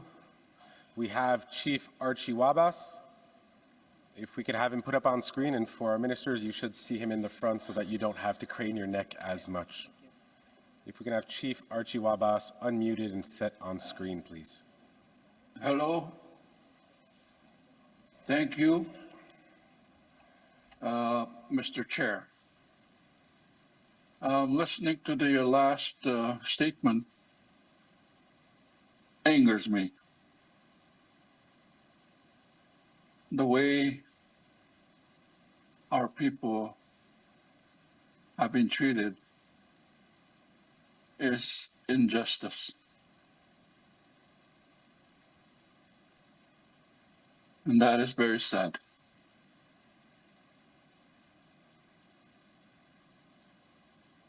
I became a chief about a year ago or so, in September, and I've been dealing with the community issues and needs. I've tried my best to attend these sessions with the AFN, WHO, and Anishinaabe Nation. I'm from Wainaman Lake First Nation. I'm the chief of Wainaman. My name is Chief Archie Wabas. What I would like to do is, you know, I've been wanting to say things in a forum. I've been wanting to say things that express the needs of our people.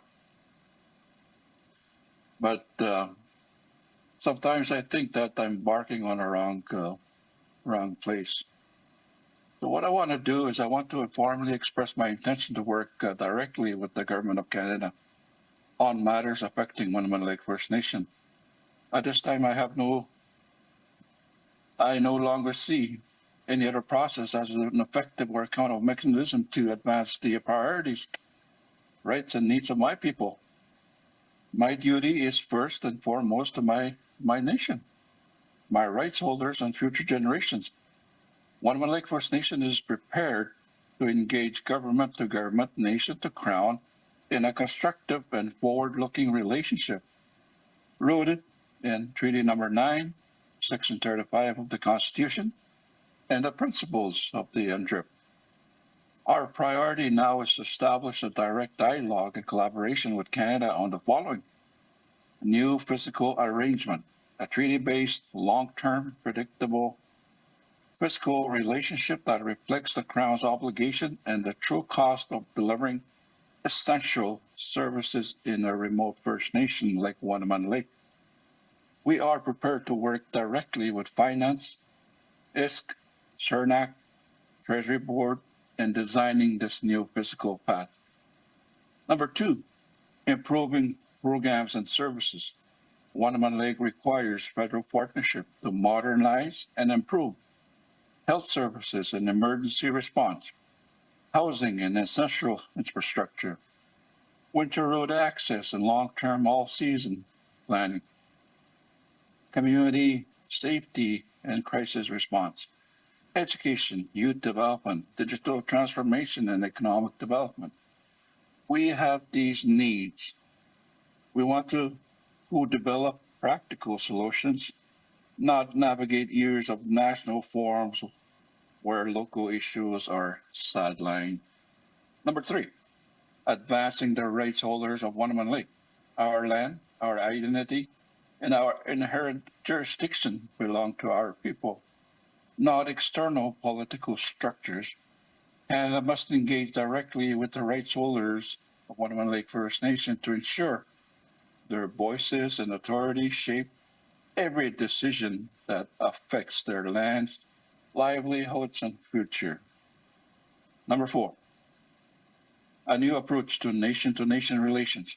Wainaman Lake is ready to work directly with the Crown or Canada in a relationship based on honesty, transparency, and mutual respect, treaty obligations, shared solutions, and a commitment to a meaningful change. This is not a withdrawal from collaboration. It is a return to true nation-to-crown relationship as intended in the spirit of intent of Treaty Number 9. From this day forward, I will be reaching out to your offices soon to arrange a series of meetings to begin this work. Wainaman Lake First Nation stands ready to engage, to plan, and to build a stronger future in partnership with Canada. Thank you for listening to me. Congrats. Thank you, Chief Wabas. So again, seeing the time, we will be going towards our ministers for response. And I've been informed that they might be around throughout the day and that also they are open to receiving letters, knowing that this space, again, wasn't necessarily long enough, as we mentioned to Prime Minister Mark Carney, but also recognizing their presence here and with us, and again, recognizing our knowledge keeper who's here to help smudge. So I would, Minister Alti. I'd also say we have a next. Yes, so I also want to make sure there's time for other ministers. And the question regarding our First Nations a priority for our government, the answer is yes. And so continuing to work together on all of these issues, it's still a long road ahead of us, and really appreciate all the meetings I've had and continuing to go into community and to learn more, to be able to bring that back to the cabinet table, and really appreciate all my colleagues who are joining today to and throughout their term to continue to grow and to make sure that their departments are addressing the needs of Indigenous peoples across Canada. Prince Albert, I'll get back to you on egg bans. I know there's lots of questions on can I get an update on the egg bans, so I will follow up on that, as well as I believe the Justice Minister is coming up next, but on Joey I will follow up too. And to the elder who I can't see anymore, but would love to have a meeting, and so we'll reach out. Again, I've lost you in the crowd, but we will reach out to set up a meeting. Missing and murdered Indigenous women and girls and boys to SLGBQT continues to be a crisis, and we need to continue to work towards ending that, and that's through investments in housing, that's investments in community. So a really important file that I won't be able to give enough time to right now, because I want to make sure my colleagues have the opportunity. And my apologies to the last chief. We will, my department will reach out to discuss advancing rights, new fiscal arrangement, working with the Crown, and explore what where you'd like to go, whether that's self-government, whether that's keeping with the historic treaty, but looking to X, Y, and Z. So we'll reach out to make sure we follow up on that. Thank you. I'll say a few words, and then Mr. GMasti is going to address. With respect to priorities, I think action speaks louder than anything. I hope, Chief, you see in what we put in the budget, but also in the action we're taking, the seriousness that we want to engage in true partnership. I often said, maybe because I've been engaging with the First Nations in the community where I live, economic reconciliation certainly for me has been key, because empowering people, making sure they can have their own revenues through a number of initiatives, I think is an important step. I would say, Joey Toussaint, Chief, I don't know where you are. I noted it. I will, what I can commit to you is that I will raise it with the Minister of Public Safety. You stopped me yesterday, and I took note yesterday, and we took note today, but that's what I can certainly follow up on that. I hear your voice. I hear the voice of many in your voice as well. So we'll certainly follow up on that. To the elder of the Bear Clan, yeah, thank you for sharing. Like I said, I come here in humility. Certainly, Minister GMasti will address that in further detail as to how we can move forward together. To the Chief, you mentioned that we should engage with honesty, with transparency, and share a solution. I could not agree more. Let's make sure we meet. Let's make sure we learn best practices, and I hope with you, Chief, that we can look at the best practices also across the country and make sure that what you've done, we can implement in other communities so that everyone can benefit from what we're doing. But certainly, my door is always open. First time I participate, but if you will, I will continue to come as the Grand Chief wants to invite me again.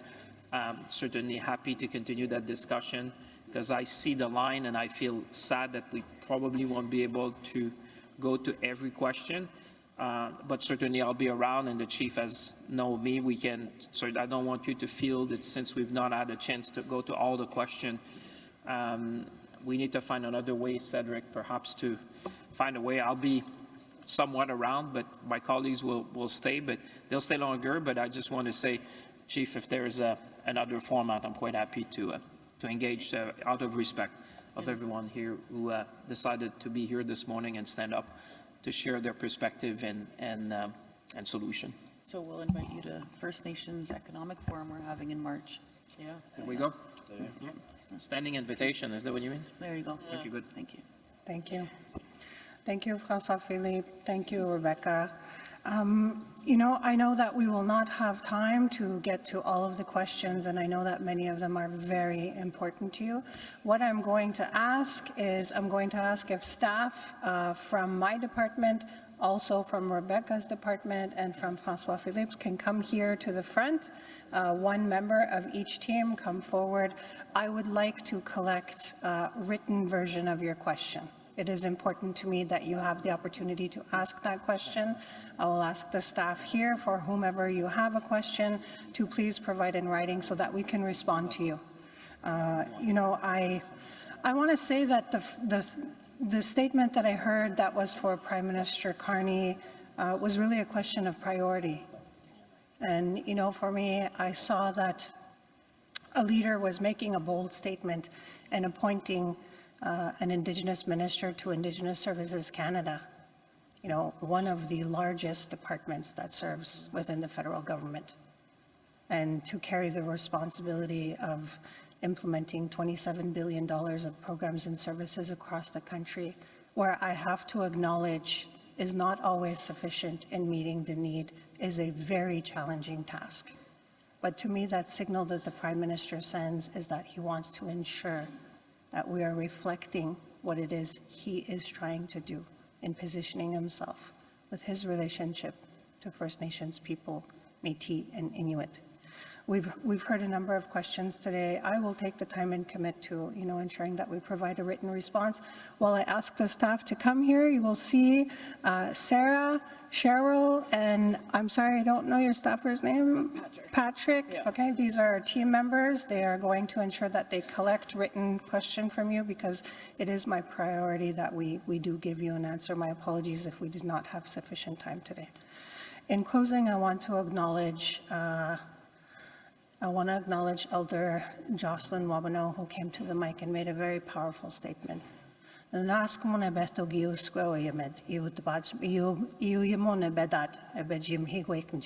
acknowledge that she is speaking to us in Cree language and ensuring that she is able to share a very powerful statement. We are sitting here representing a government, and I must acknowledge the truths in her statement, that historically there has been a lot of wrong perpetuated to First Nations in this country.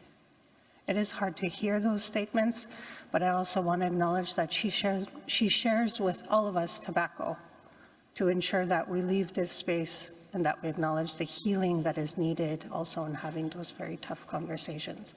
I chose to come in this space as an Indigenous federal minister, First Nations minister, to ensure that in cabinet and in this government, the voice, the reality, and the presence of First Nations people is around that cabinet, not only by myself, but with my colleagues as well, Minister Chartra, Secretary of State Buckley Boulanger, and to take your concerns and to take the realities that you live into that space, into the decision-making space.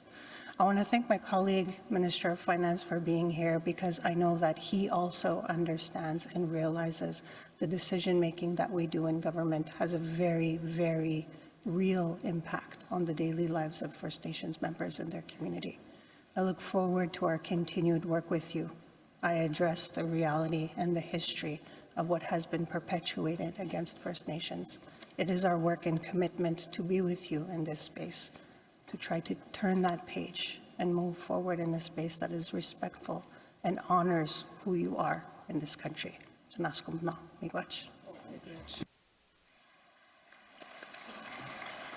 Thank you to our ministers. And again, I do have the unfortunate job to say that that will be our final speakers for this section of the panel. We do have the three staff, and again, thank you to the ministers for opening it up to that. From my experience of the Assembly, I think this is the first time to really have that direct link also. I do think that our National Chief has a small token of our appreciation for your presence here and the work that you're doing. And again, the continued work that will be done in March, as I hear, for our finance minister.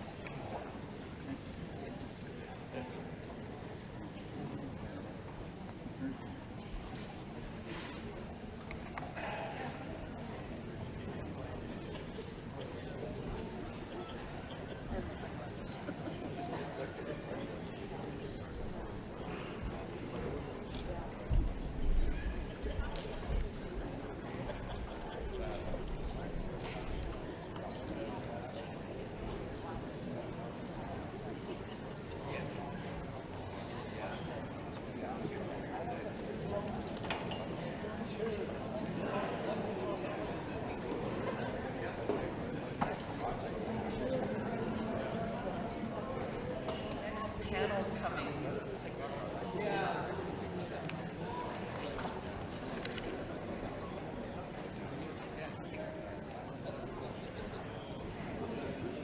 So again, thank you for your collaboration to all of the chiefs. We understand that it is not always an ideal situation, but I recognize the work that you do and also recognize our team who are here taking in your information, making sure that follow-up is done. We have another panel of ministers that is upcoming. Some of the subjects that were brought up in our first panel might be answered in this one. We do have the Honorable Anan Zanguri, who's here as Minister of Public Safety, again mentioned by Minister Philip Shampang. We have the Honorable Rebecca Chartra, Minister of Northern and Arctic Affairs.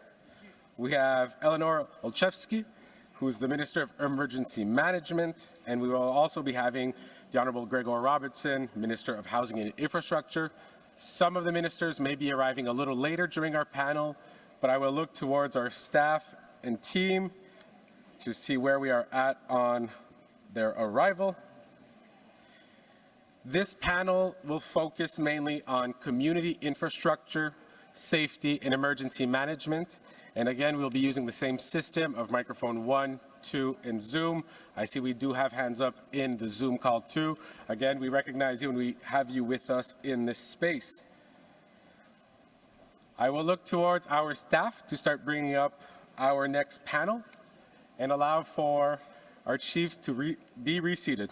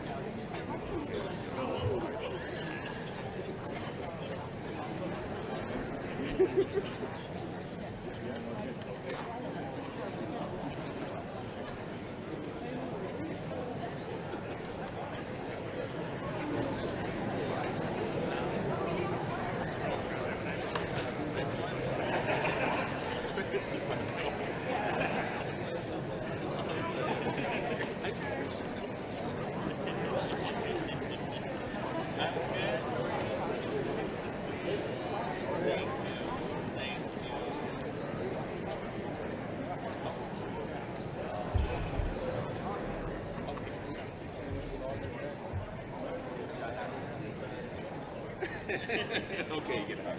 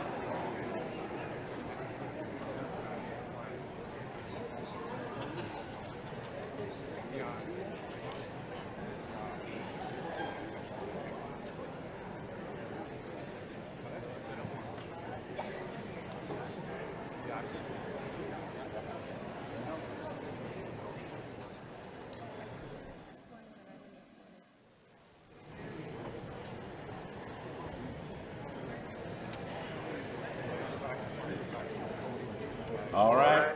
Welcome back, everyone.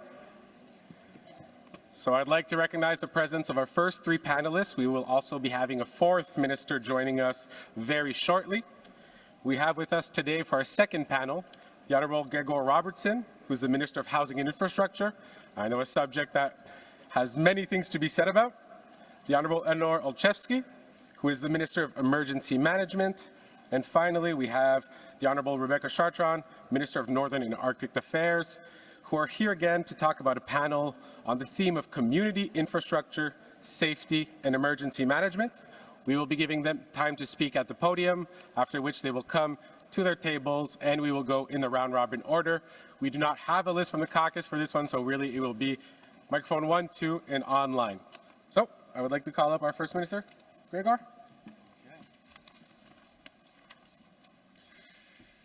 Thank you very much for the intro. Hello, everyone. Koe kakina.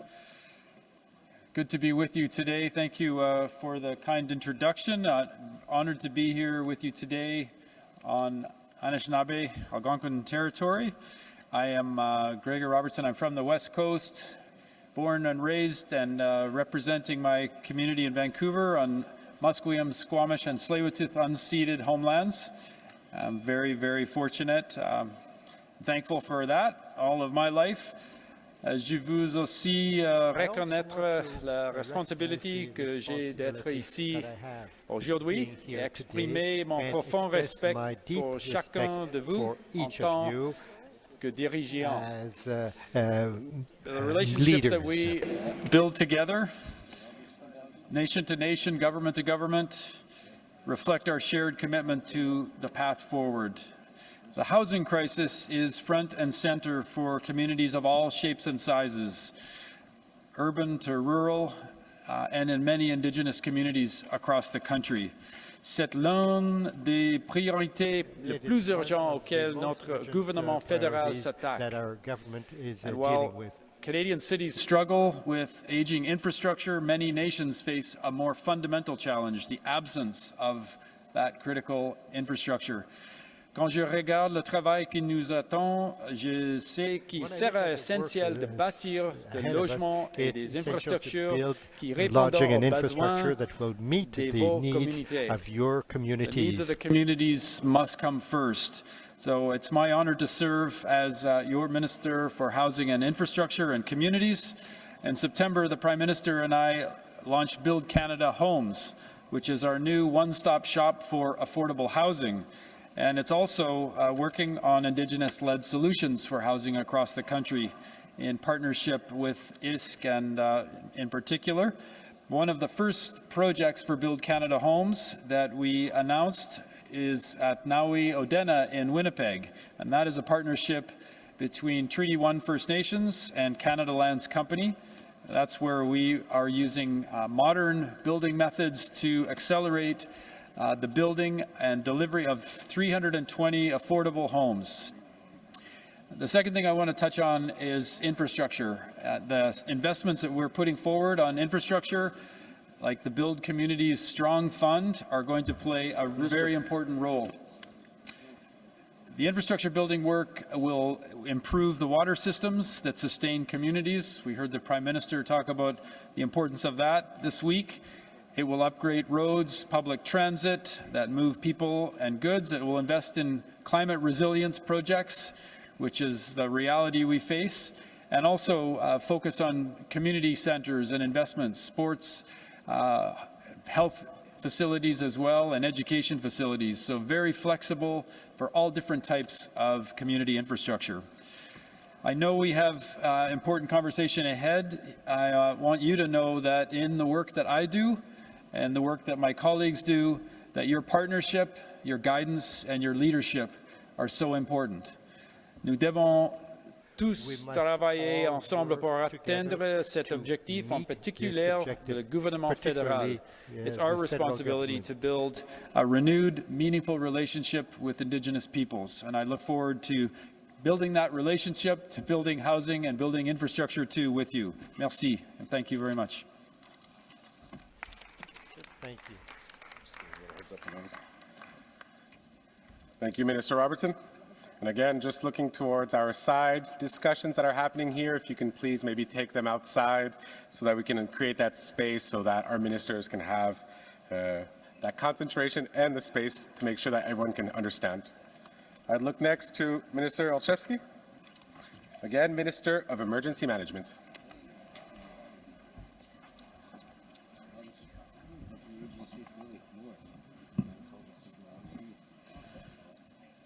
Good morning, everyone. Bonjour à tous. Hello. My name is Eleanor Alchevki, and I'm the Minister for Emergency Management and also the Minister responsible for Prairie Scan. And I'm an MP from Edmonton Centre in Alberta. And I want to begin today by thanking National Chief Woodhouse-Nepinak and her team at the Assembly of First Nations for inviting us to be part of this really important discussion today. And I want to acknowledge that we're gathered on the unceded territory of the Algonquin Anishinaabe people. You know, this panel and your meetings throughout the last couple of days really come at a critical time for our country. In terms of wildfires, the 2025 season was the most challenging in our recent history. It affected over 20 million hectares of land, and I know that in First Nations communities, especially in northern and very remote communities. The effects of those wildfires were so challenging and so difficult, with thousands having to be evacuated. Across the country, there were about 85,000 evacuations this wildfire season. 45,000 of those evacuees were First Nations peoples, and they were from a total of approximately 62 First Nations communities. These evacuees face so many challenges.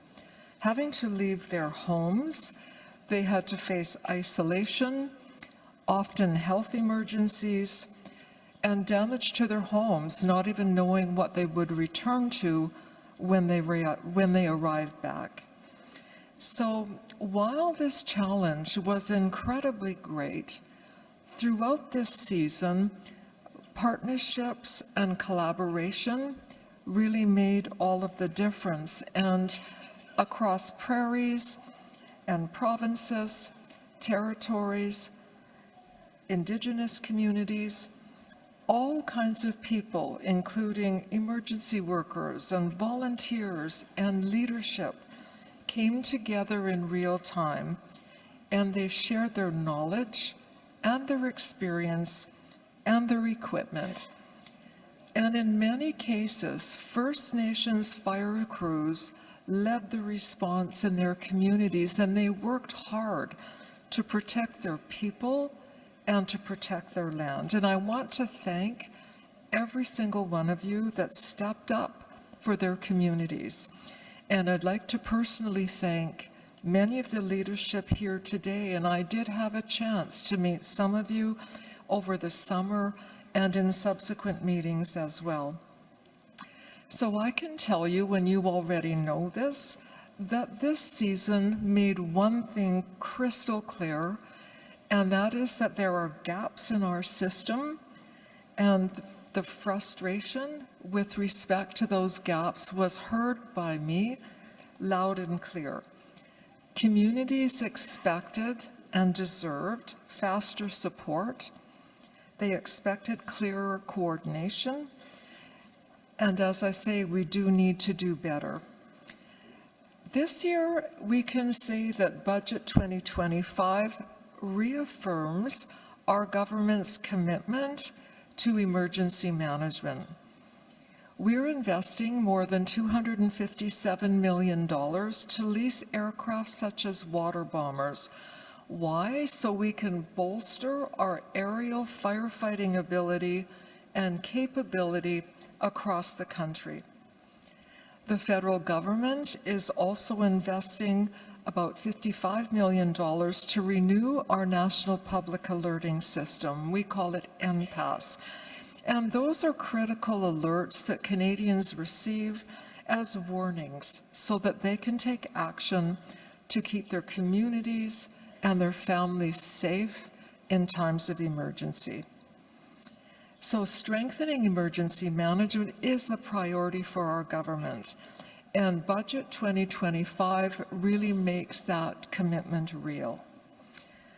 But we're not stopping there, because we know we need to address how we better coordinate and work together.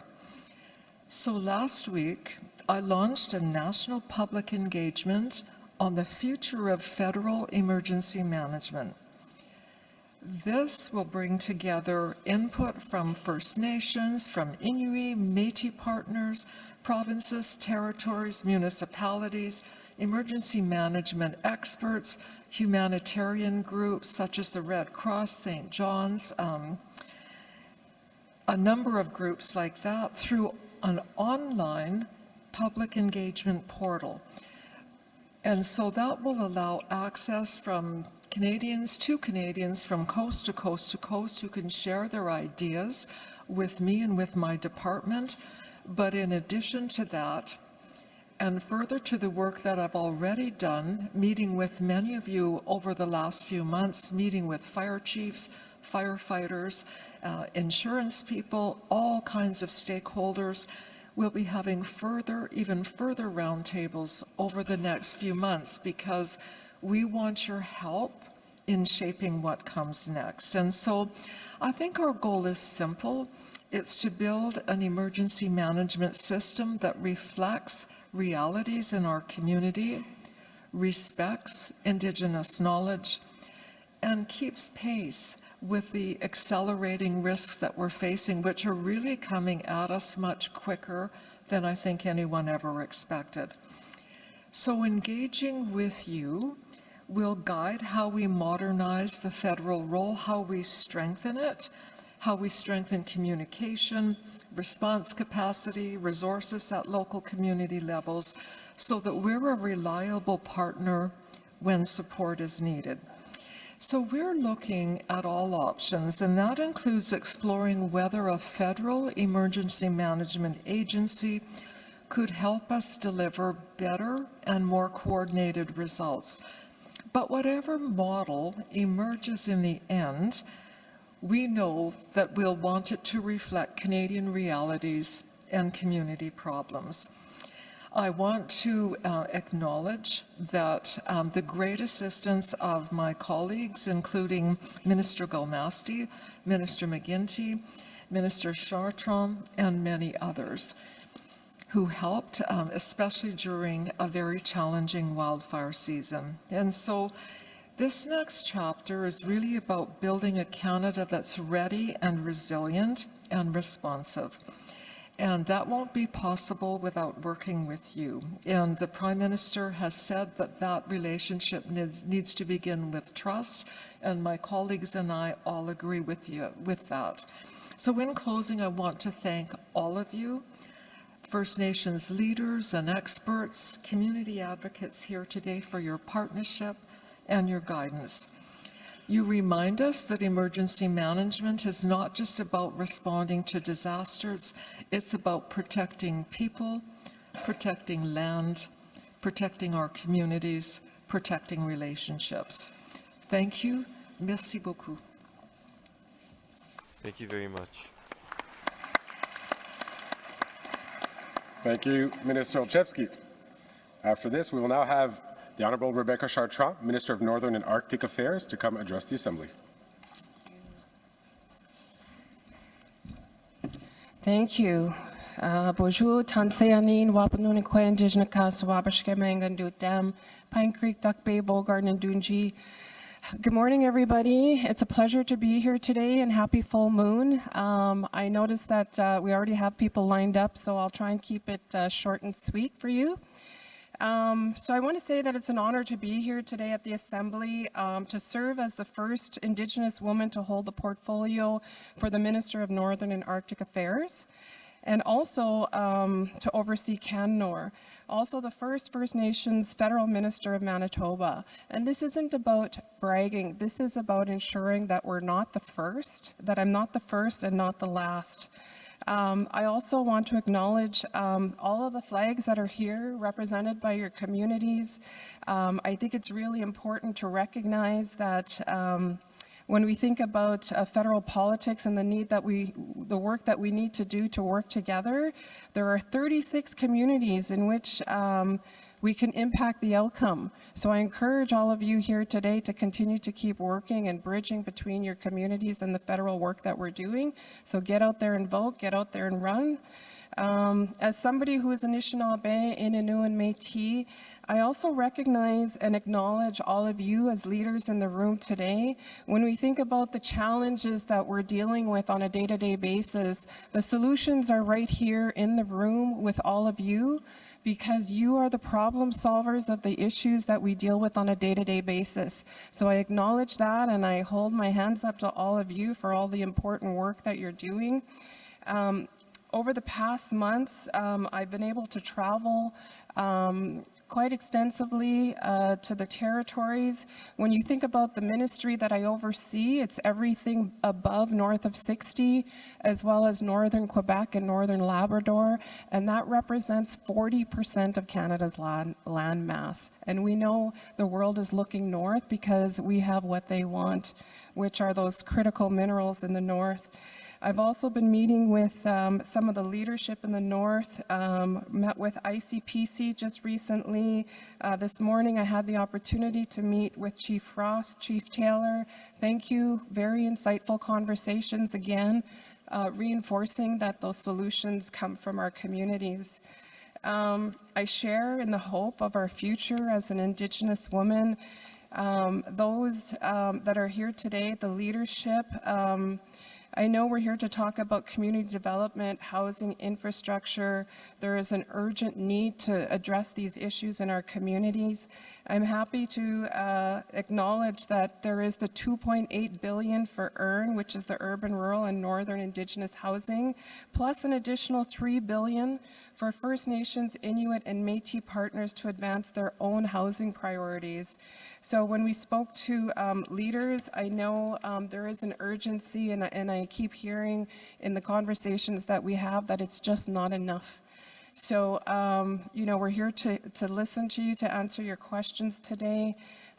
When we talk about national security, which is part of the portfolio that I'm managing because it intersects with national defense and foreign affairs, one of the things that we keep talking about is the importance of focusing on human security as much as we focus on national security, because our first line of defense is ensuring that the people in the territories where we're looking to build our national defense, we want to ensure that we're looking at dual use infrastructure. So if we're building for the military, we want to ensure that we're building for civilians as well. In terms of the major projects office, there have been 11 projects that have been referred, which are at more than $116 billion for projects that have been referred. And we know that there are many other projects that you would like us to consider for projects of national interest. So that is part of our work here today, is just to hear you out and to understand what's important to you as well. When we look at CERNAC, CERNAC has invested $220 million in clean energy, climate monitoring, flood mapping, and community planning. Again, this is to help address some of those urgent needs within our community. But with that, I'm just going to leave it and maybe leave the rest of my notes and just say again to all of you, thank you for your time, your commitment, the heavy loads that you're carrying in your community, and I respect and honor the work that you're all doing. Have a great day.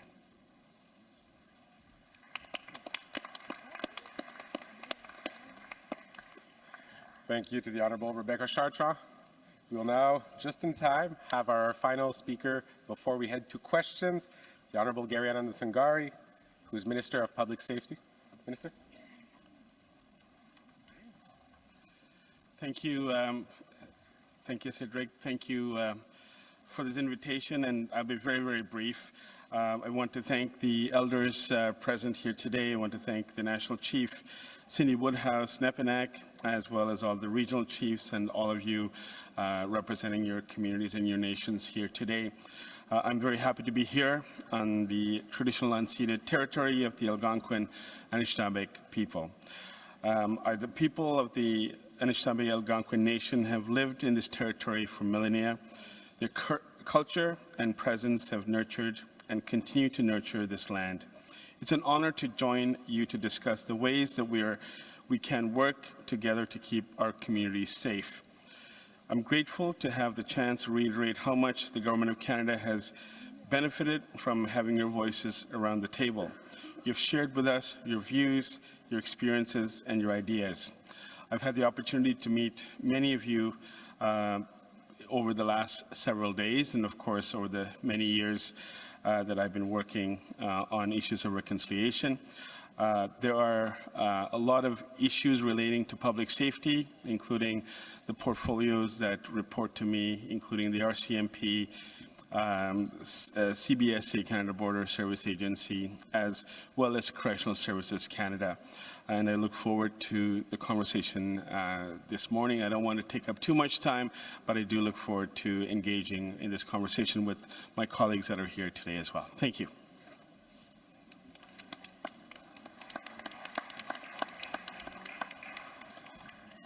Thank you, Minister. And again, so we will be going into the question period. Our guests will speak from their tables. They have the microphones in front of them, just as a reminder to turn them on and off. And also, we do have people online, so recognizing you. Let's start at microphone number 1, please. It's not on. There it is. All right. Sego Saguego. Good morning, distinguished ministers. I am Chief Don Merkel, the elected chief from the Mohawks of the Bay of Quinte. My Mohawk name is Robertson, and I'm a member of the Wolf Clan. And my question, you have inherited many challenges that are not of your making, and so have we. To provide for the health and safety of our people by providing adequate, safe water to drink, housing, and adequate policing services. We should not have to take Canada to court through class action water settlements to get safe drinking water. Canada should not be our adversary in court over something that's so essential to the health and well-being of everybody in this country, including our people. Yet that seems to be the only recourse we have. There's been no accountability for the $6 billion class water action settlement. Where did that money go? Because some of the members of the litigation didn't get any money. There was $6 billion put into CHIF in 2024, but that was for municipalities and provinces, not First Nations people. So where is the implementation of the class action water settlement other than the payments that have been made to individuals? The class action was brought about to ensure that First Nations would have a safe and adequate supply of drinking water similar to other Canadians. That has not yet happened. CHIF has, almost a year ago now, Minister Robertson, there was a $1 billion announcement. Applications were closed in April. We applied for $66 million, yet there is no decisions being made on when decisions will be made about that funding. And I'd like to hear from you today if you know when that's going to happen, because that's part of your responsibility. There used to be a disaster mitigation adaptation fund with Infrastructure Canada's previously. That door was opened up to First Nations to apply if they were impacted by climate change. Droughts impact the groundwater. My community has suffered many level 3 droughts, which is the most severe drought conditions you can have, where wells have went dry all summer and into the fall, where there is just simply not contaminated water, but no water. There's 226 homes in my community can be impacted by that.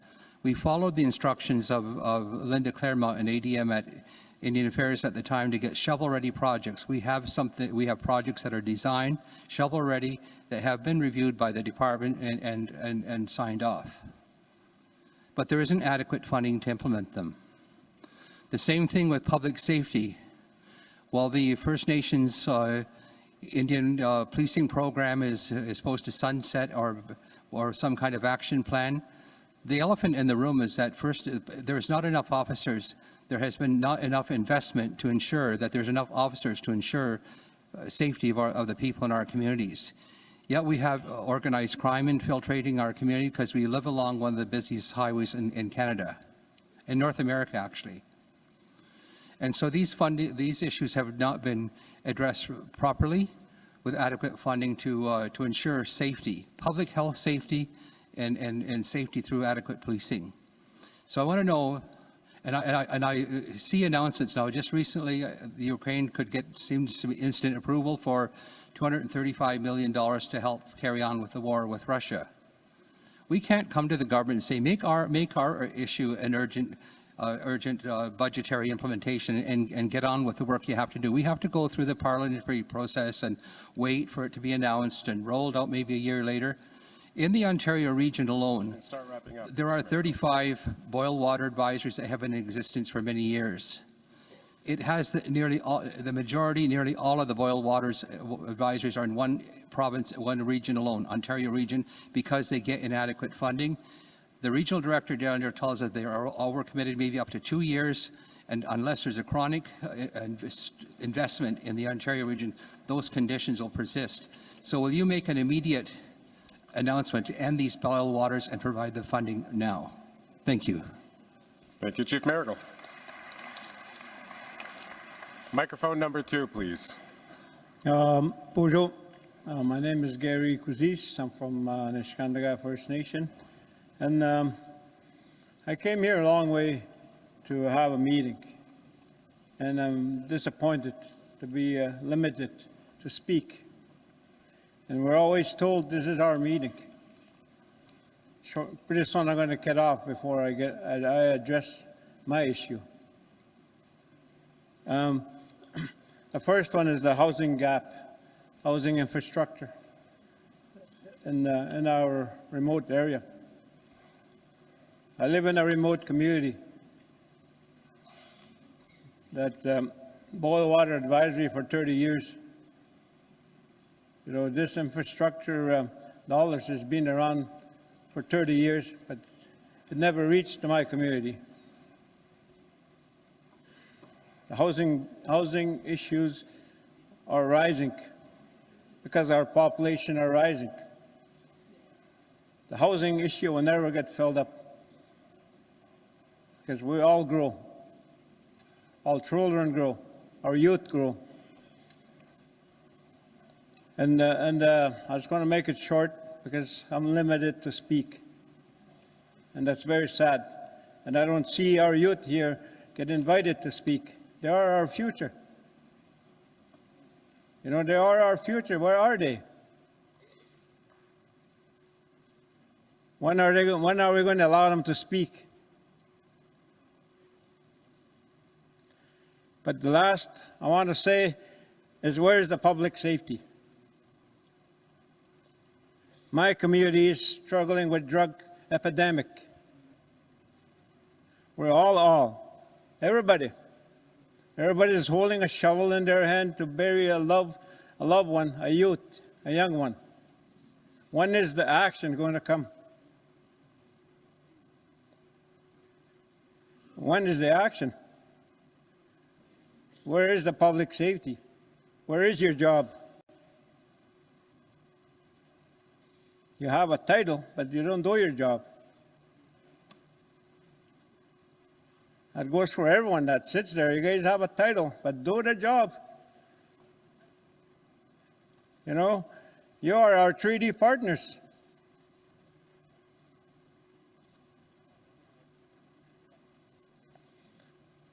On the first day, when Mark Carney was here, I didn't get a clear answer. He didn't know how to pronounce my last name. It feels like an insult. Didn't even know how to say my community. When is it going to stop? When is the government going to change? We need action today. Our people are dying. We have a lot of homeless people. We have lots of missing murder women, young people. It all connects in one factor, because of the failure of the government. Miigwech. Thank you, Chief. And again, just as a quick comment, we are applying the rules that were voted on at the beginning of the Assembly. We understand that sometimes that can create issues, but that is our job as chairs. I will look towards our Zoom participants. We have Chief Lee Spahan. If we can have Chief Spahan please unmuted and put up on screen. And for our ministers, you should see him on the screens in front of you. Chief Spahan, the floor is yours.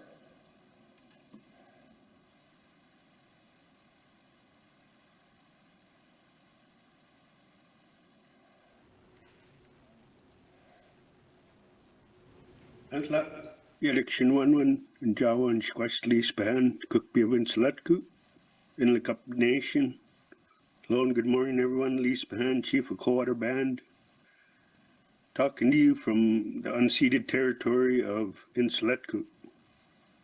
I'd like to thank the ministers for their presentations.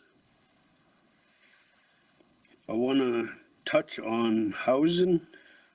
You talked about historical infrastructure. Back in 2021, we had wildfires and the atmospheric river event. We still have families out of their homes because of the flooding that has happened due to the atmospheric river event. Canada has committed to rebuilding those houses, but has never ever sent funding.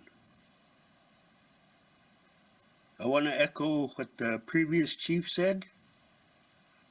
This is the Assembly of First Nations.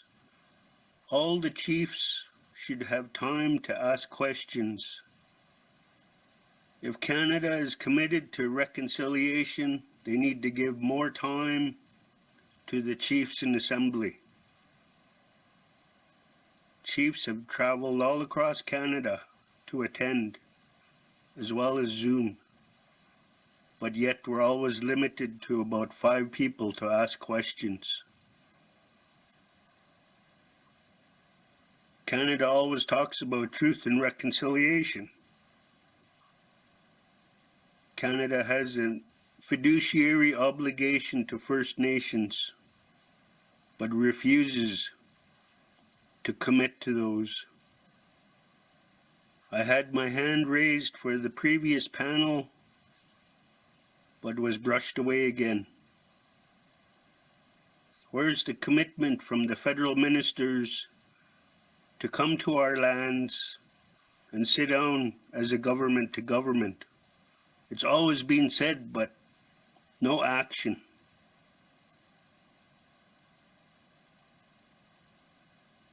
We talk about water. First Nations right across Canada need clean water for all First Nations. Canada has a fiduciary obligation and should be committed to fixing that. Previous Prime Minister said he would, and he never did. Will this government commit to that? If so, when? I'd like to thank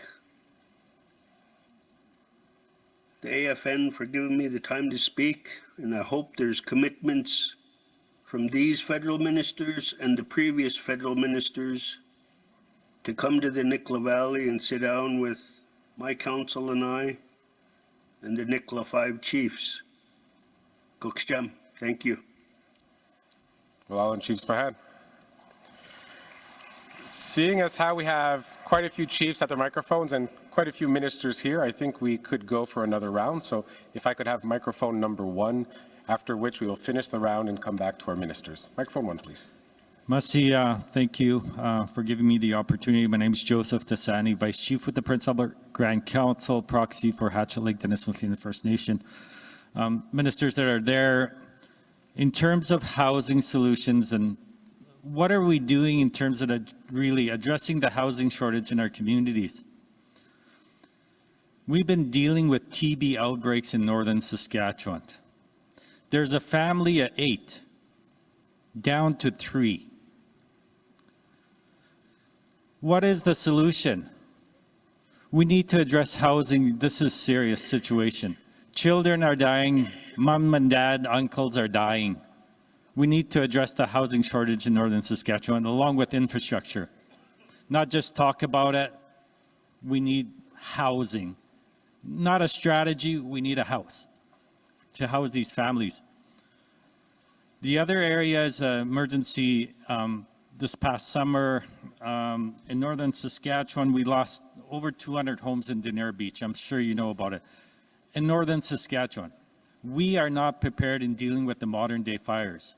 We need to empower our First Nation communities to fight fires, having the equipment that's needed, prepare, train the young people and the communities with the Guardians program, Fire Smart programs, and continue to fund those initiatives.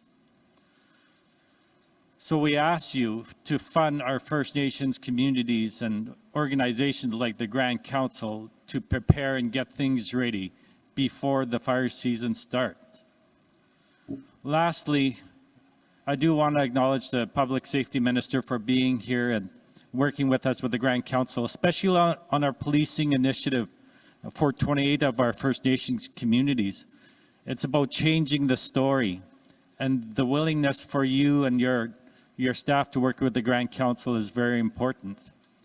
But I asked the other ministers, I talked to the Public Safety Minister already about this issue, but I asked the ministers to write down this name, Joey.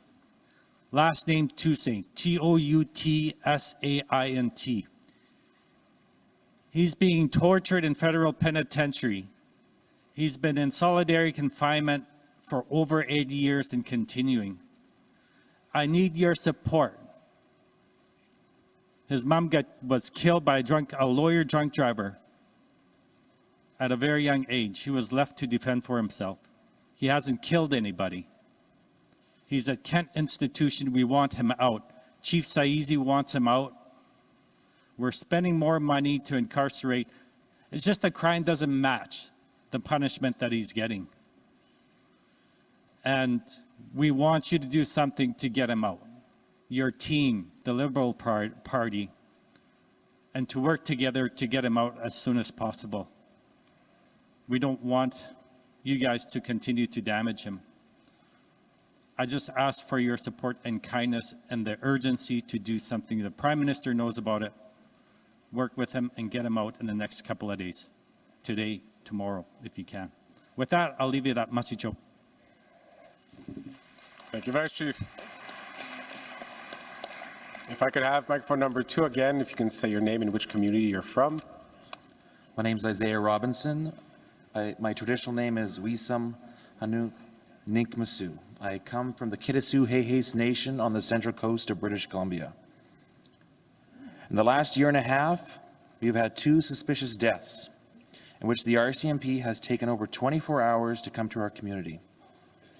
Minister Anan Zanguri, can you make a commitment to improve the consistency of the service of the Marine section on the central coast of British Columbia and increase the recruiting of the coastal unit to provide the correct services to our nation and to not lose members to the Prince Rupert City when they are short-staffed? The Marine unit is responsible for 4 communities, and we see them once a week or not even at all. And for an extended period of time, our members do not feel safe. Our children do not feel safe. Where is the accountability to the RCMP when it comes to our tripartite agreement, in which there is negligence against them? It is hard on our leadership when we have to pull our drunk drivers over within our own community, pull our membership over, pull our family members over, stop fighting within the community, and dealing with stuff like children and family issues because there is no RCMP within the community. We have a solution. We ask that you assign senior level staff to assist us in developing a regional bylaw authority, which our neighboring nations are interested in supporting and in being a part of too. There is a way for us to do this both, in which the RCMP and this can be developed at the same time. Thank you. Thank you. Again, before we go to our ministers, we will take one question on the Zoom. So if we could have Chief Archie Wabas on our screen, unmuted. Chief Wabas, we will be unmuting you soon. The floor is yours. Okay, thank you. Thank you, Chairman. It's related to community safety, public safety, but in the matter of health. I wanted to present this to the previous minister's panel, but I want to present this anyways. Chief Archie Wabas from Wannaman Lake First Nation. Wannaman Lake First Nation's health program is underfunded, overstressed, and now operating in cost overruns. We receive a fixed annual amount that has not grown with our population, our medical needs, or inflation. This is not sustainable, and it is putting lives at risk. I'm asking for your immediate attention to the following. Our health program funding agreement must be reviewed now.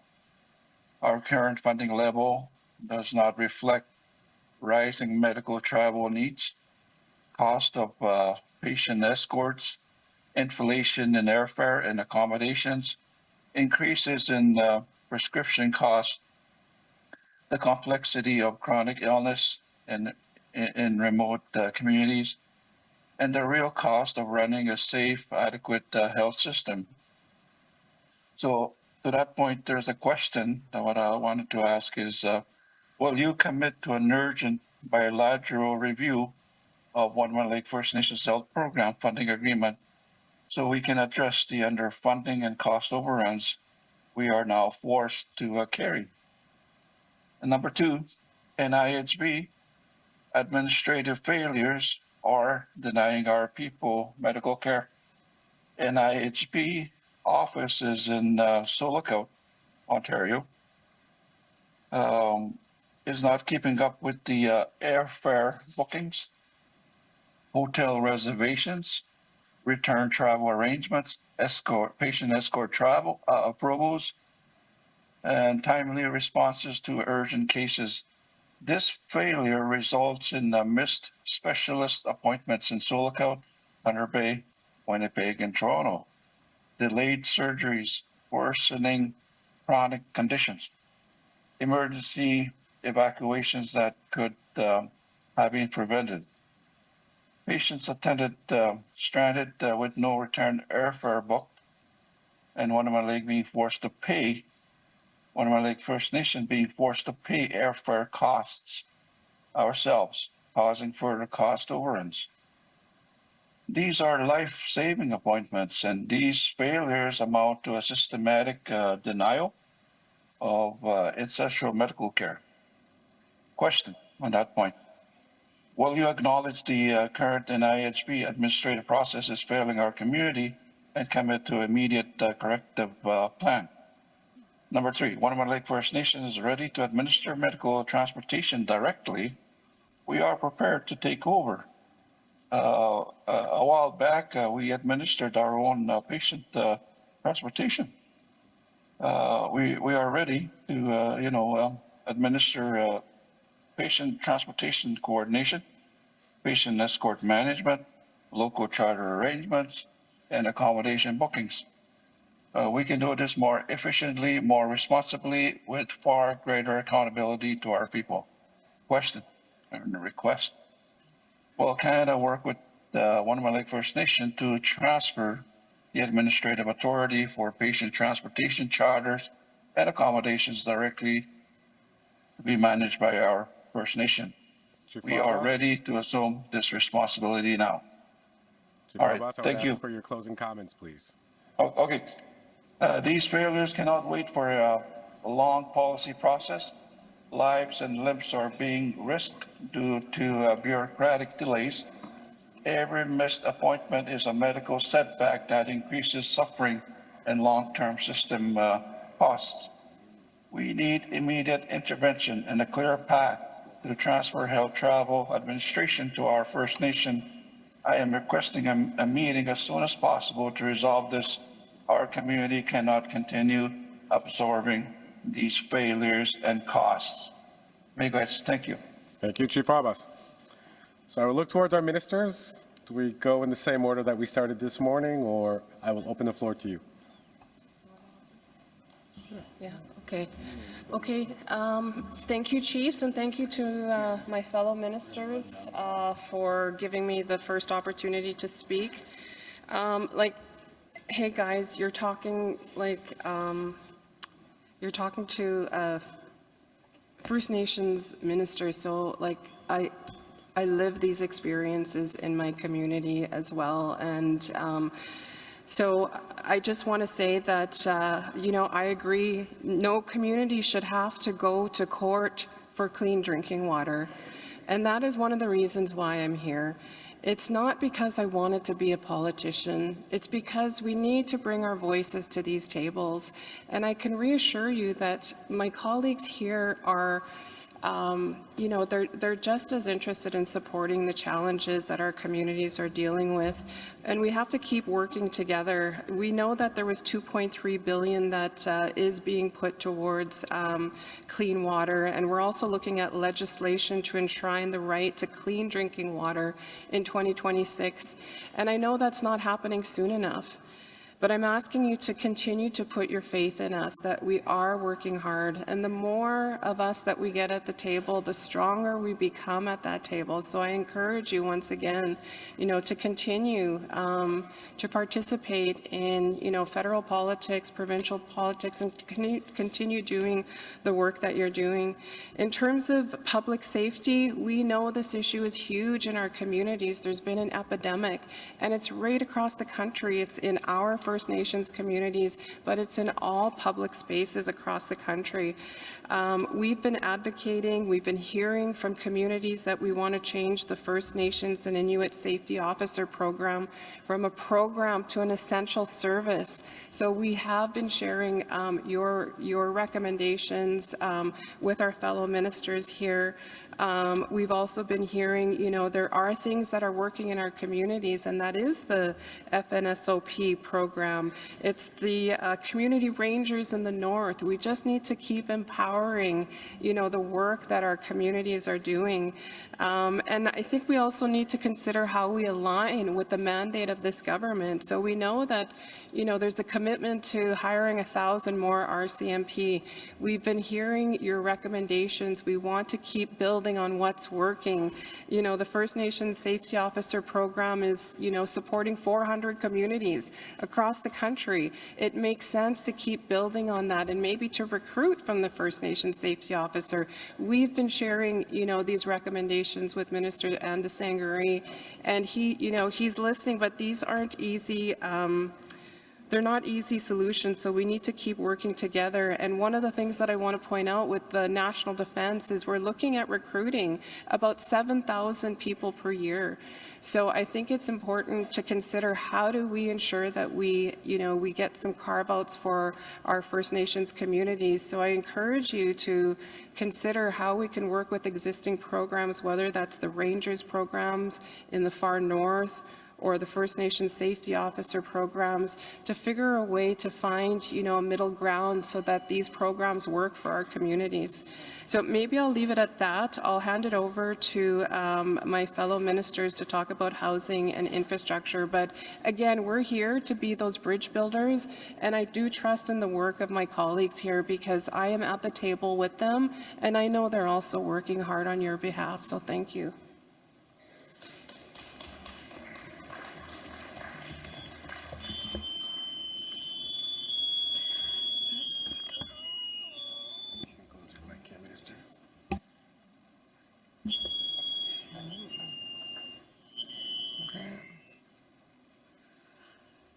Sorry about that.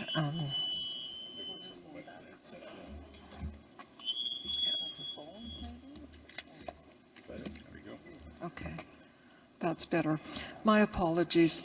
I'm going to spend just a couple of minutes talking about emergency management and trying to deal with the couple of questions that touched on that area.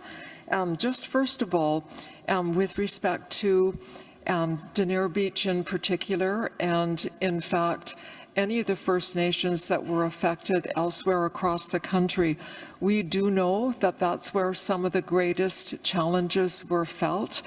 We understood that pretty early on in the fire season, and we tried our best to deal with those situations. And I think it's fair to say that over the last couple of years, just the intensity and how common these wildfires have become were in some ways not really, I don't think people understood how quickly we would need to prepare to deal with these situations. And so from my perspective at the present time, the most important thing I can do is listen to people and have them tell me what went wrong, meet with people to have them tell me what did not work in terms of evacuation. This means not only having roundtables and the engagement that we spoke about, but also reading after incident reports. And I know the province of Saskatchewan is in the process of preparing theirs. And so there's a lot of material that we'll be collecting. What I can tell you is that ISK works hand in glove with First Nations communities, not only in terms of making the communities more resilient, but also in terms of making sure that there's adequate firefighting equipment and adequate firefighter training. There's also a program to put a fire coordinator in First Nations communities, and to the extent that for some reason there are gaps with respect to how those resources get delivered, we need to get to the bottom of that, because there may be communities that have been underserved with respect to those areas. And so, you know, that's my commitment to you, is to make sure that I learn and understand what has gone wrong in those situations. We also need to get our fires out more quickly. If we can get to the fire sooner, then obviously potentially we won't need to evacuate anyone, or potentially we won't have any loss of infrastructure, loss of people's homes. And so that's also part of what we need to focus on, and it's why the government has put millions of dollars towards aerial firefighting equipment. It's likely that equipment, which will be most likely water bombers, will be stationed in Manitoba so that we can move those resources to communities, hopefully in an effort to suppress wildfires, before they get out of control. One thing we're also committed to doing is public education, because when people don't understand the risks, when we build back in an area where homes and structures are going to be more prone to floods and to fires, we make a mistake. And so we need to make sure that part of what we do in terms of building resilient communities is to not make the same mistakes over and over again. And so certainly adding to community resilience in that sense is a really important part of what we're doing as well. And of course, educating people through programs which you already know about, like Fire Smart, make incredible differences in a community. And just by way of example, in Jasper, that was a terrible wildfire situation in an area of our province that's a jewel in Alberta, and it was a horrible loss. Not only to Albertans, but to people across the country. And that was a Fire Smart community, and we could have lost 100% of Jasper. And instead, and it's still tragic, 30% of Jasper was lost. But we did better because Jasper was a Fire Smart community. And so, you know, we know some of what we need to do, again, in order to save structures and prevent evacuations. And I think that's all I'll say for this point. At this point, you've raised a lot of other questions that I know Minister Robertson and Minister Anan Zanguri can address. Thank you so much.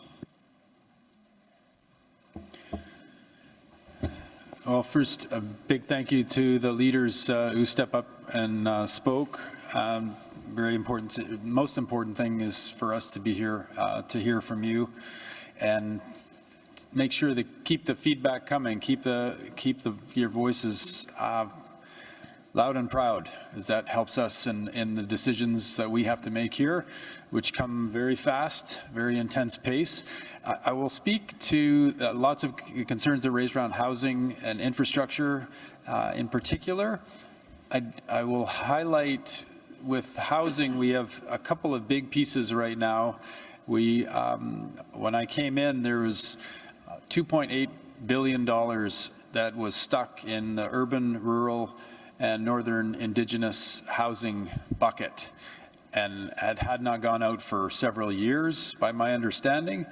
And I've been committed to getting that money moving. We signaled it in the budget that just was tabled last month, and that funding needs to go out. Also recognizing that more of that funding needs to go out to distinctions-based The initial distinctions-based funding did go out already, 30%, but and my commitment is to increase that and to get that funding out as soon as possible. I'm hoping that is in the weeks ahead, in the very near term. So look for that opportunity. Build Canada Homes is now launched, and there is a portal on the website, on the Build Canada Homes website, for housing proposals to come in. I would just encourage, if you have opportunities to build in your communities, if you have builders, if you have support from provinces or territories, or anyone else in nonprofit, foundation, private sector that is part of it, those partnerships are very valuable and important. Our goal is to speed up the approval and financing of housing faster than it has happened through CMHC or ISK. I will say, working with Minister GMasti on how we collaborate better between our housing ministry and ISK and the housing function at ISK. She is charged by the Prime Minister. I'm sure she mentioned it earlier, that to look at how we improve and expedite the work on housing. And so I'll be certainly supporting that work as well with the team on my department that works on housing. On the infrastructure side, thanks to our chief, Mohawk chief, who flagged the CHIF, the Canada Housing Infrastructure Fund, otherwise known as CHIF. There is a 20% commitment in that infrastructure funding, that over 20% goes to Indigenous communities for infrastructure, including water infrastructure. And that fund is also being rolled into the new Build Communities Strong Fund. This is a much bigger fund. My commitment is to maintain that 20% plus to Indigenous communities, recognizing that there is much greater need for particularly water infrastructure, but I would say all community infrastructure. We need to be more focused supporting your communities on that front. So that, combined with the Canada Infrastructure Bank, which reports to me as well, they have exceeded their goals of having more than 10% of that infrastructure funding, which is almost $20 billion, has gone out now to Indigenous communities as well. A lot of energy security projects, a lot of solar being installed in communities, so there's reliable electricity. So that's another infrastructure bucket that we are scaling up. There's an additional $10 billion that's gone into the infrastructure bank in this budget as well. So there will be lots more opportunities there. Don't hesitate to put that on my radar any way that you can, and certainly your national chief is doing that on a very regular basis here in Ottawa. I will just flag I know our chief from Nicola Valley dealing with the disasters with the floods a few years ago, and how that's impacted housing, and with the town of Lytton and the nation adjacent. We've had terrible disasters in BC that we have to be better, faster at rebuilding from. And that is work that my team, as we look at all of the housing and infrastructure fund going forward, all of it has to be through that climate resilient lens. We have to build smarter. We have to be ready for a future that's more dangerous for our communities. And that means making those investments to ensure the housing and the infrastructure is built in the right place, is built the right way, is built with Canadian materials whenever possibly, especially BC wood, or wood from anywhere in Canada for that matter. But we have to make sure we're ready for this future and building for it. So I look forward to those partnerships as well. Merci. Thank you, Minister Robertson. Minister Anan Zanguri. Again, seeing the time, we'll leave Minister respond, and we'll try to get to maybe 2 or 3 other questions before we break for lunch. Thank you, and let me just respond to some of the concerns around public safety. First, around the drug crisis, I know something that many of you have identified over the years. When I visited your community, you showed me some of the challenges that communities are struggling with addictions, mental health as well as the opioid as well as the meth crisis. It is one that requires a broader response from health, public safety. We can't arrest or charge people our way out of this crisis. Across Canada, the opioid crisis is fentanyl has taken over 50,000 lives in the last several years. We know it continues to be a challenge, with 20 families losing their loved ones each and every day. So it is something that we need to do better at as a country, as a people, and the work that the federal government will do is in terms of supporting mental health supports, but also looking at all options with the provinces, because a lot of this falls into the province, to support them in their efforts. With respect to accountability for whether it's RCMP, CBSA, or Correctional Services Canada, it is essential that our law enforcement agencies have the trust of people that they serve. And we know that over the decades, especially with the RCMP, the level of trust has not been there. And it is one that requires greater attention. And I spoke to the Commissioner even today to make sure that we have greater communication and greater accountability. In short, in a few weeks, we will be appointing the first Commissioner to oversee the RCMP and CBSA. It is probably the most important accountability tool that we have. But more importantly, I do want to talk about Mr. Chartrand's comments about recruitment. So as we recruit for these agencies, one of the critical components for me is representation, making sure that people are represented, First Nations are represented within the ranks of these agencies. That is probably the most the most effective way to ensure that the voices are heard within the structures of responsibility. And I really do urge, I know there's oftentimes a complicated relationship with law enforcement, and I urge leaders to work towards bridging that gap, because at the end of the day, officers who understand the community, the nations that you represent, are critically important. They do play a bridging role. They also will be able to build greater trust, and I implore you all to play a part in that process. With respect to Correctional Services Canada, and I'm going to talk broadly and not about Joey Tutsing's particular situation, although I have met with members of the Prince Albert Council, I do want to just say in a broader sense, we have a problem with over-incarceration. It is a fact. The numbers speak for themselves.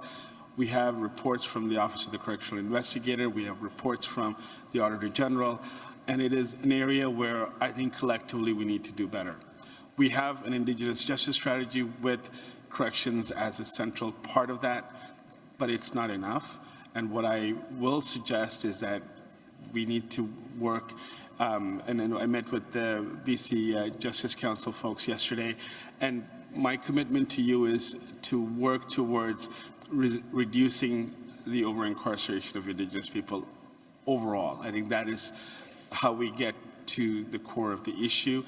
There are, issues around closing the gaps. There's issues around housing, issues of health inequities, and a range of issues that have had disparate impact on First Nations across Canada. And while we close that gap, we need to look at the root causes of why people are being incarcerated, and that is something that I will personally commit to you today and look forward to working with you on that. I think that may be time, Cedric, but thank you all for your interventions.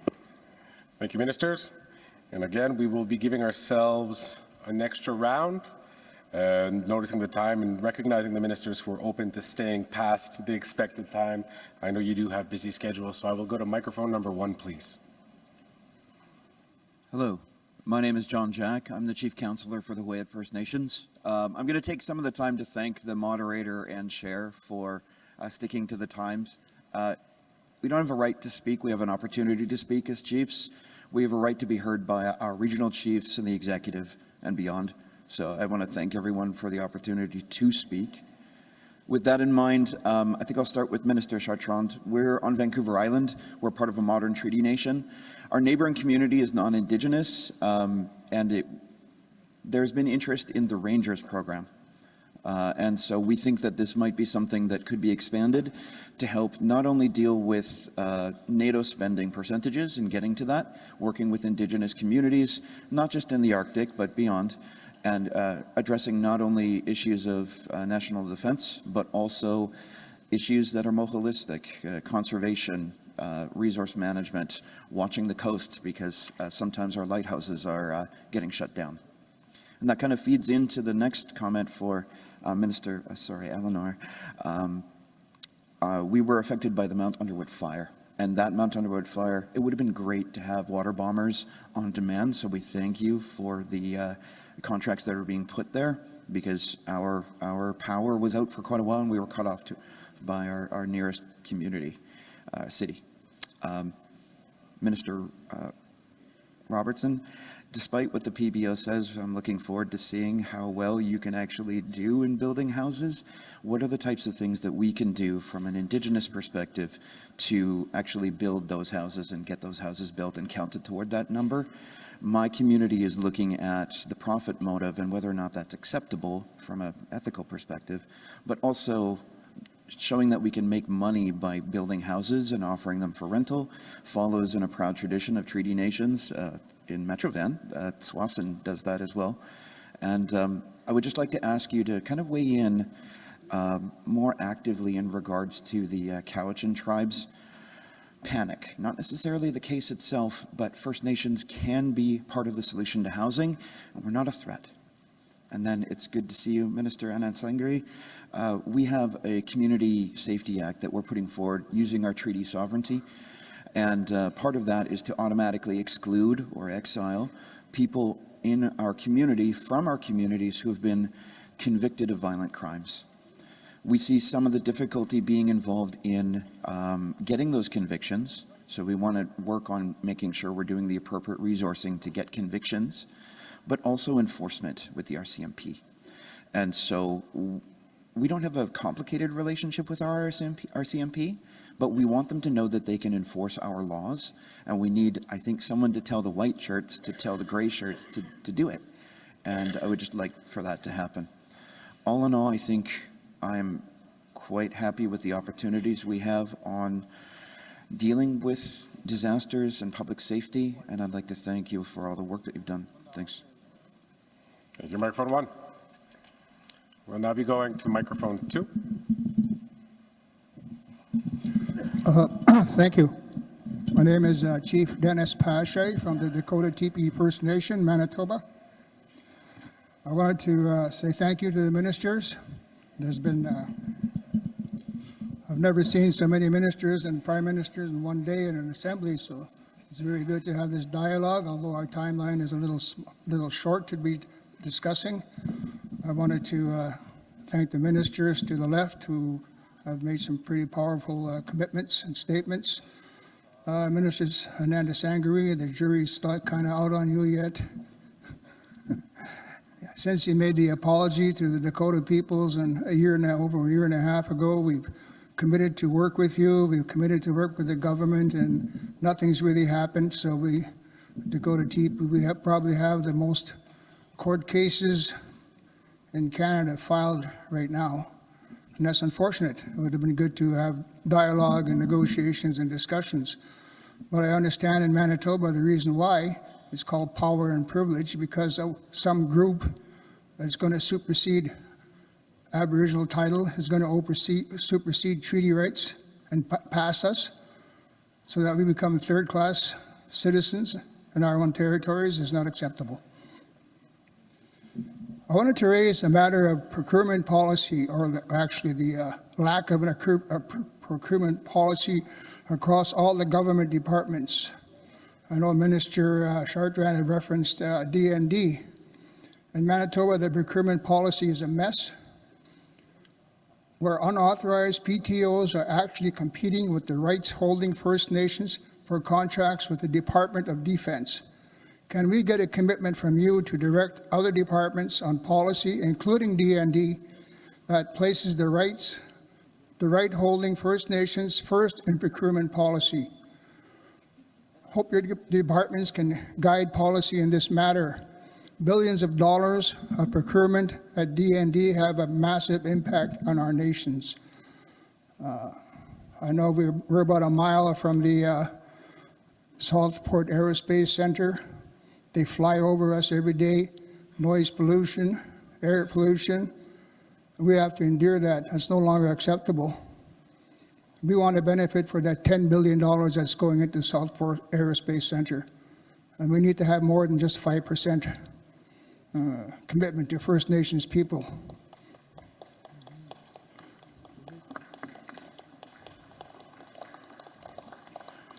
I have met with DND and the industry partners, and this has to be top down to the ministers to change that policy.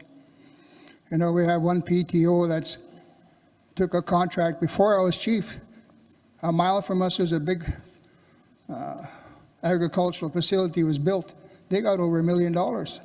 We're a mile from us again, we got nothing. So we're getting shanghaied by our own organizations that we create. And what do they spend the money on? Buying buildings, billboards, conferences all over the world. Even got a Mexican guy running around the United States looking for whatever. What are we going to do with the money as a rights-bearing First Nation? We're going to use it to build roads, fix our sewer system, youth activities, cultural events. That's what economic development really is for our people to improve our lives, not for first-class band officers to fly around a reserve. I want to stand aside a bit because one of my relatives here, Chief E.J. Fontaine from Saguenay, wanted a few minutes before we shut down, if that's okay with you, Mr. Chairman, just a minute or two. Time has come to an end. I'm sorry, the 4 minutes has been up. Okay, well, he's from one of the biggest bands in Manitoba. Thank you, Chiefs.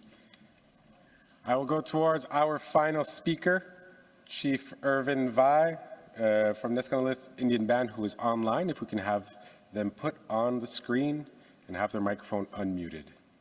Chief Vai. If we can have his microphone unmuted. And again, this will be our final speaker. Chief Vai, we're not hearing you. Is your headset on, maybe? The joys of technology when it goes well.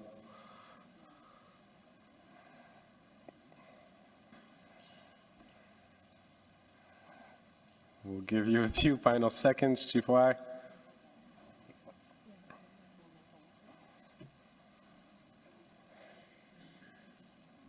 All right, Chief Vai will unfortunately have to pass to microphone number 1 for our final speaker in this case. Microphone number 1, please. White Kawaidup, Squast Mike Christian, Splatchin, Rosh, Maguluk, Cookby, Cook's Jam, Irvin Way. Sorry he couldn't make it on here, but yeah, Cook's Jam for the time.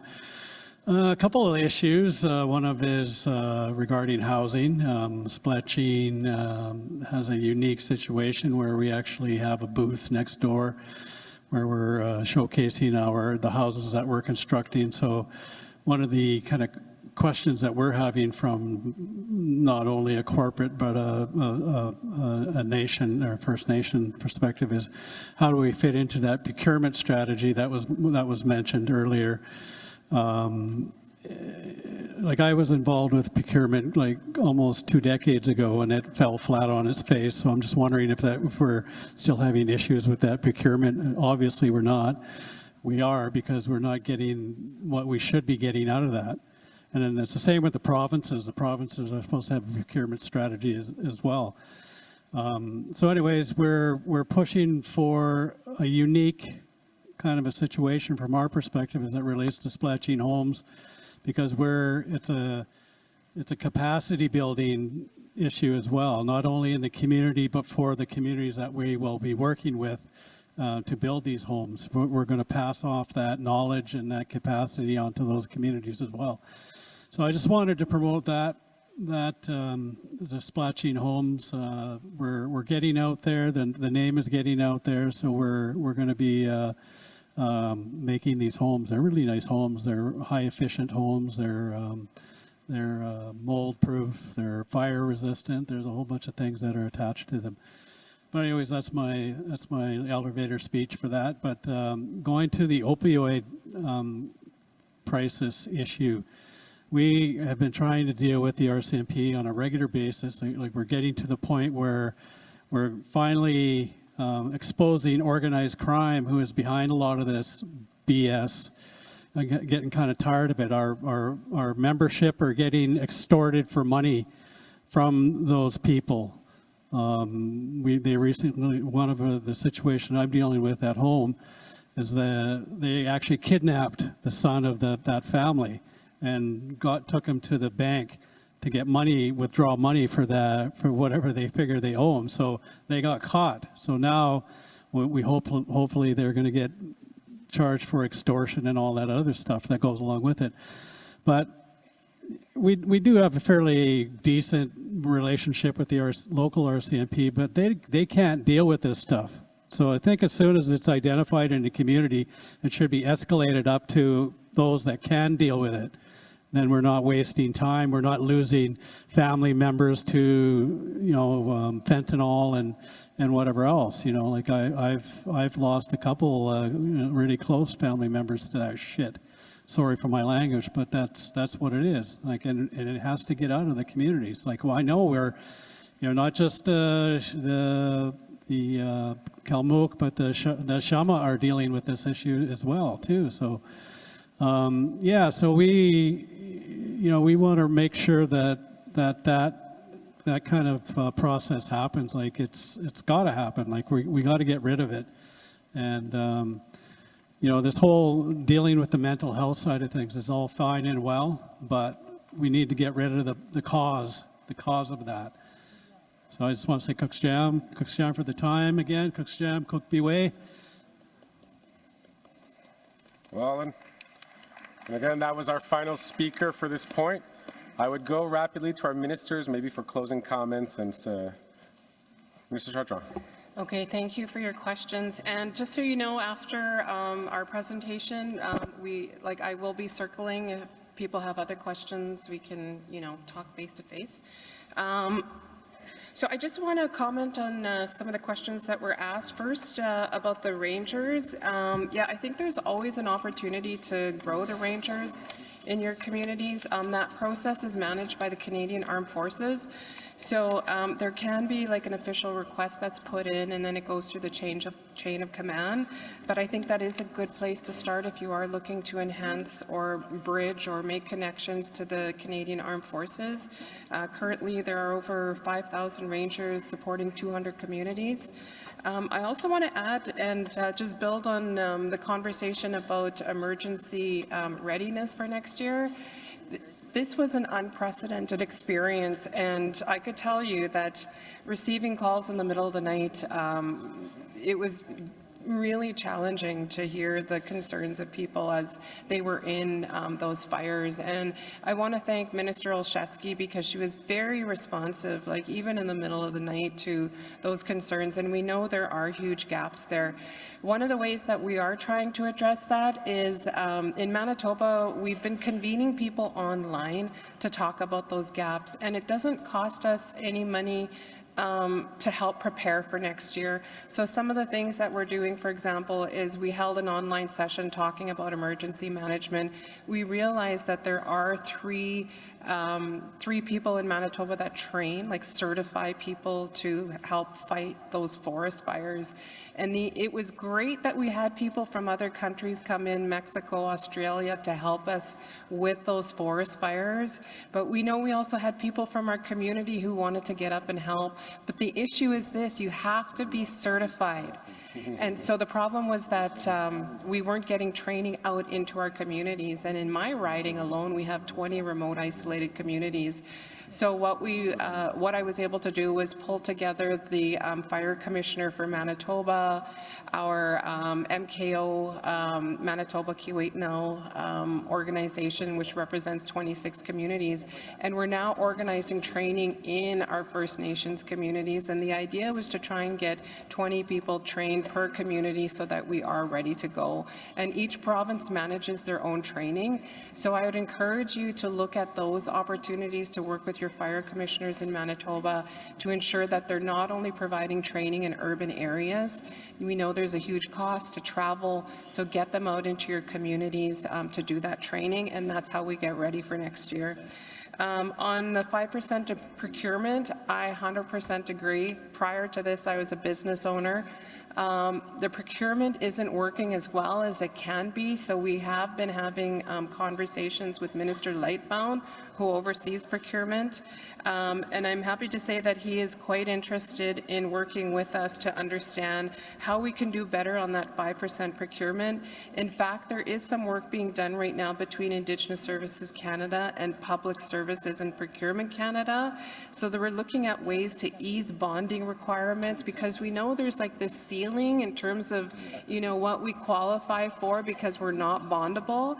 So there is work that's being done in the background to help support our procurement processes for Indigenous peoples. So we're testing bonding guarantees, and keep in mind that the $10 billion that has been set aside is also that guarantee for economic development opportunities. So I'd encourage you to consider applying there as well, and it's being managed by the Finance Department under CDEV. Again, we'd be happy to talk to you about any of that. And the last thing I want to say is that I hear you, this isn't enough time, which is why, you know, we have to utilize all of the resources that are available to us so that we can keep this communication going. And I hear you when you say, come to our communities. But when I look at my ministry alone, which represents 40% of Canada's landmass, it is impossible. There's no way I'm going to get to every single community by the end of my term. So we're trying to find creative ways to meet with people, and I hope you continue to be open to that, meeting online, utilizing these resources. My riding alone has 73 communities. It is 3/4 of Manitoba, so that's why we keep trying to hold online town halls or, you know, meeting on different topics, and we're getting movement in that way. So, you know, nudging things along, making sure that the fire commissioners get out to our First Nations communities. It's not costing us any money, but I'm hoping that it helps prepare us for next year. And so again, I just hope you're open, you know, to these solutions so that we can keep talking, and I look forward to talking with some of you in person after this panel discussion. Thank you.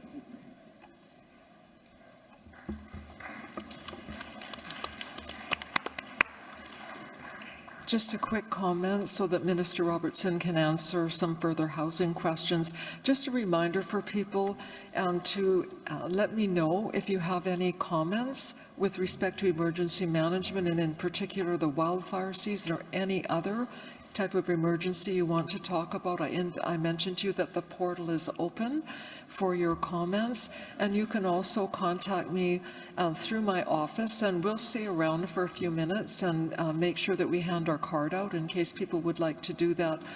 You can also contact me through Minister Chartra as well. So thank you very much. It's been a pleasure being here with you this morning. Thank you. Rapidly. Yeah, thanks for the more housing questions. And I would say with Build Canada Homes, the focus is on building more housing everywhere, from the smaller communities. I was in La Ronge, Saskatchewan, a few months ago with Secretary of State Buckley Belanger.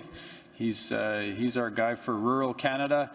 And so from communities like the La Ronge First Nation right to the big cities like mine, where the Squamish and Tsleil-Waututh and Musqueam nations are building gigantic housing projects.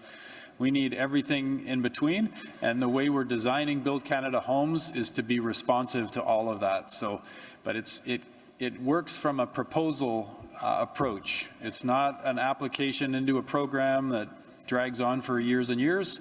It's more make your best proposal with partners to build in your community, and we will work as fast as we can to figure out if that is ready for support And the key piece that's related to this, and I didn't catch the company name from our last speaker here, but we want to make sure we are supporting manufacturing and modern methods of construction.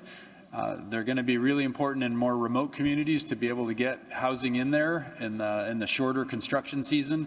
And I know I've visited a number of great First Nations companies that are doing that manufacturing, that have good building technologies, whether they're making whole homes or they're making panels or different products that go into homes so we can build faster and more affordably, but making sure we're building good quality in every community. But I definitely recognize the crisis that we have, right to the smallest remote communities where there's nowhere near enough homes for the people that are there. We gotta tackle that with everything we've got as a government right now here in Ottawa.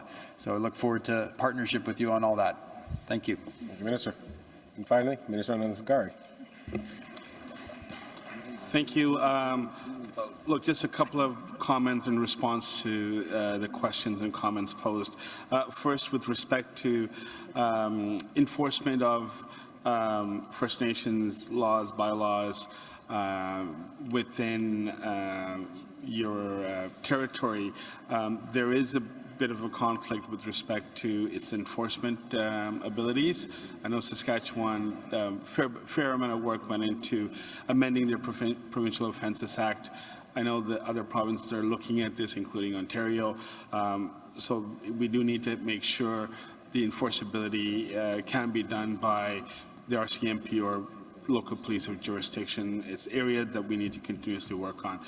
With respect to the drug crisis, and just want to reiterate that we are not able to arrest our way out of this. This is about broader issues around supports for mental health, supports for addiction, making sure that drugs are not getting into your communities, which I think is probably the most important aspect of the preventative work that we need to do. In closing, I just want to say thank you. Thank you once again for allowing us into your space. Very grateful for the many friends that we have here and always accessible and available to you.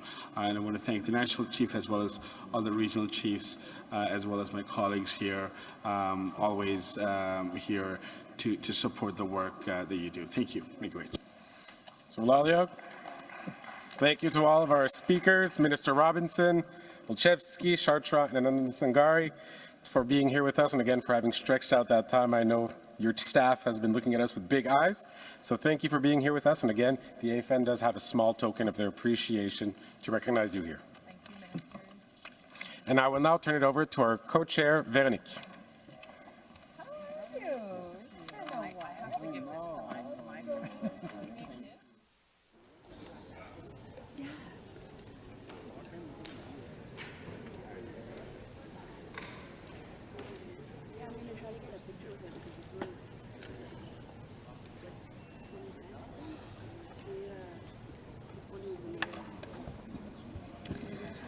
I know it's lunchtime and we have resolutions this afternoon, but before going to lunch, we want to take a little moment to recognize the involvement of young leaders, but especially young chiefs. As we know, in 2021, the statistic was that about 40% of Indigenous population was under the age of 25, so we have a lot of young people in our communities, and we want to acknowledge the importance of their involvement. And so for that, I would like to turn the microphone over to National Chief to honor two young chiefs that are with us in the Assembly. I see that National Chief is taking pictures, so I will invite the young chiefs on the stage, and then we will proceed. So we have Chief Trishul Bond from Birdtail Sioux Dakota First Nation. Trishul was elected and is 25 years old. As well as Chief Devin Felker from West Point First Nation, and Chief Devin Felker is 26 years old. So First of all, congratulations. I can also see that all the Youth Council, National Youth Council is there to honor you as well. So, and I will turn over to National Chief. And we don't want to take too much time, but we want to uplift. Imagine we have chiefs that are 25 and 26 years old, and we look up to both of you.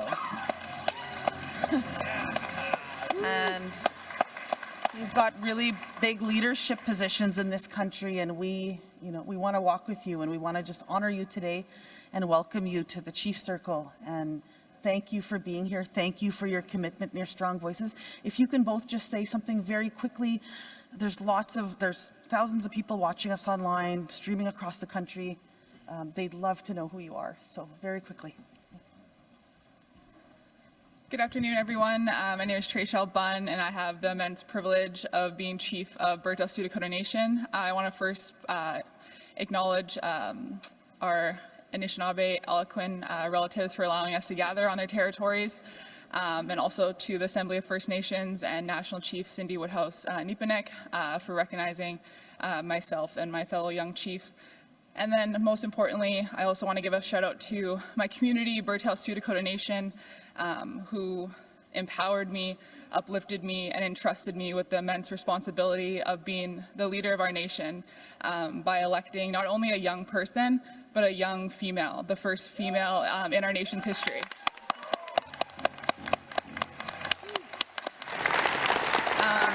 I previously attended an AFN assembly for the first time in 2023 when I was serving as youth chief of the Southern Chiefs organization. So it is very surreal to be back here, only a couple years later, serving as chief of my nation. And I think I've heard it so many times over the past few days that young people are leaders of tomorrow, but I wholeheartedly believe that our young people are the leaders of today. We are the groundbreakers, the glass ceiling breakers, the trailblazers of today. And I think that is so evident to be able to share this space with so many amazing young people. So I would like to uplift all the young people in the room, including, of course, the AFN National Youth Council, our AFN National Youth Council Manitoba representatives, Julie Albert and Tim Folster from Norway House Cree Nation, SCO Youth Chief Billy Bird from Peguis First Nation, as well as Youth Councillor Dion Travers from Panay Mutang First Nation. There's so many amazing young people in this room, and I uplift all of you. And you are all living proof that the next generation of leaders have arrived. Whoopida.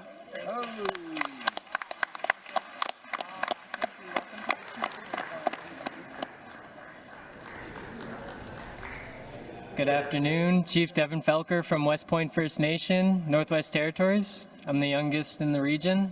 I'd just like to thank all you guys for coming here. I appreciate all the support, and I can't thank my parents enough for putting me in the position I am in today, for believing in me and teaching me everything I know, and my grandpa, and just all the strong leaders in my community. It's just mind-blowing that I'm up here, and I can't believe it. It's all these cameras on me. I've always wanted to be famous, and I tell you, right now I feel famous.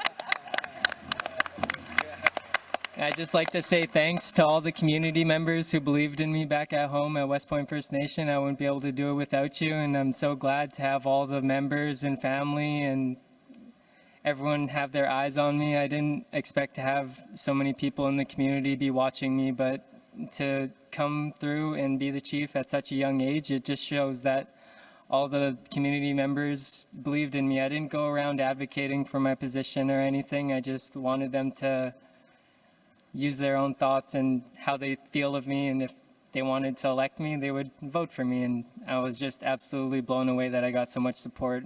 Thank you, everybody, for being here today and showing support with me.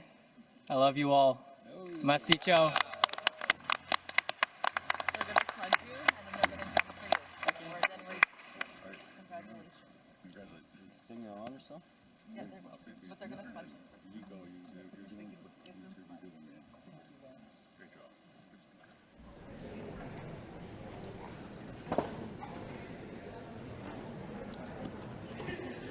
Well, congratulations and thank you, everyone. So we took a little bit of time of our lunchtime with the ministers as well as to honor our young chiefs.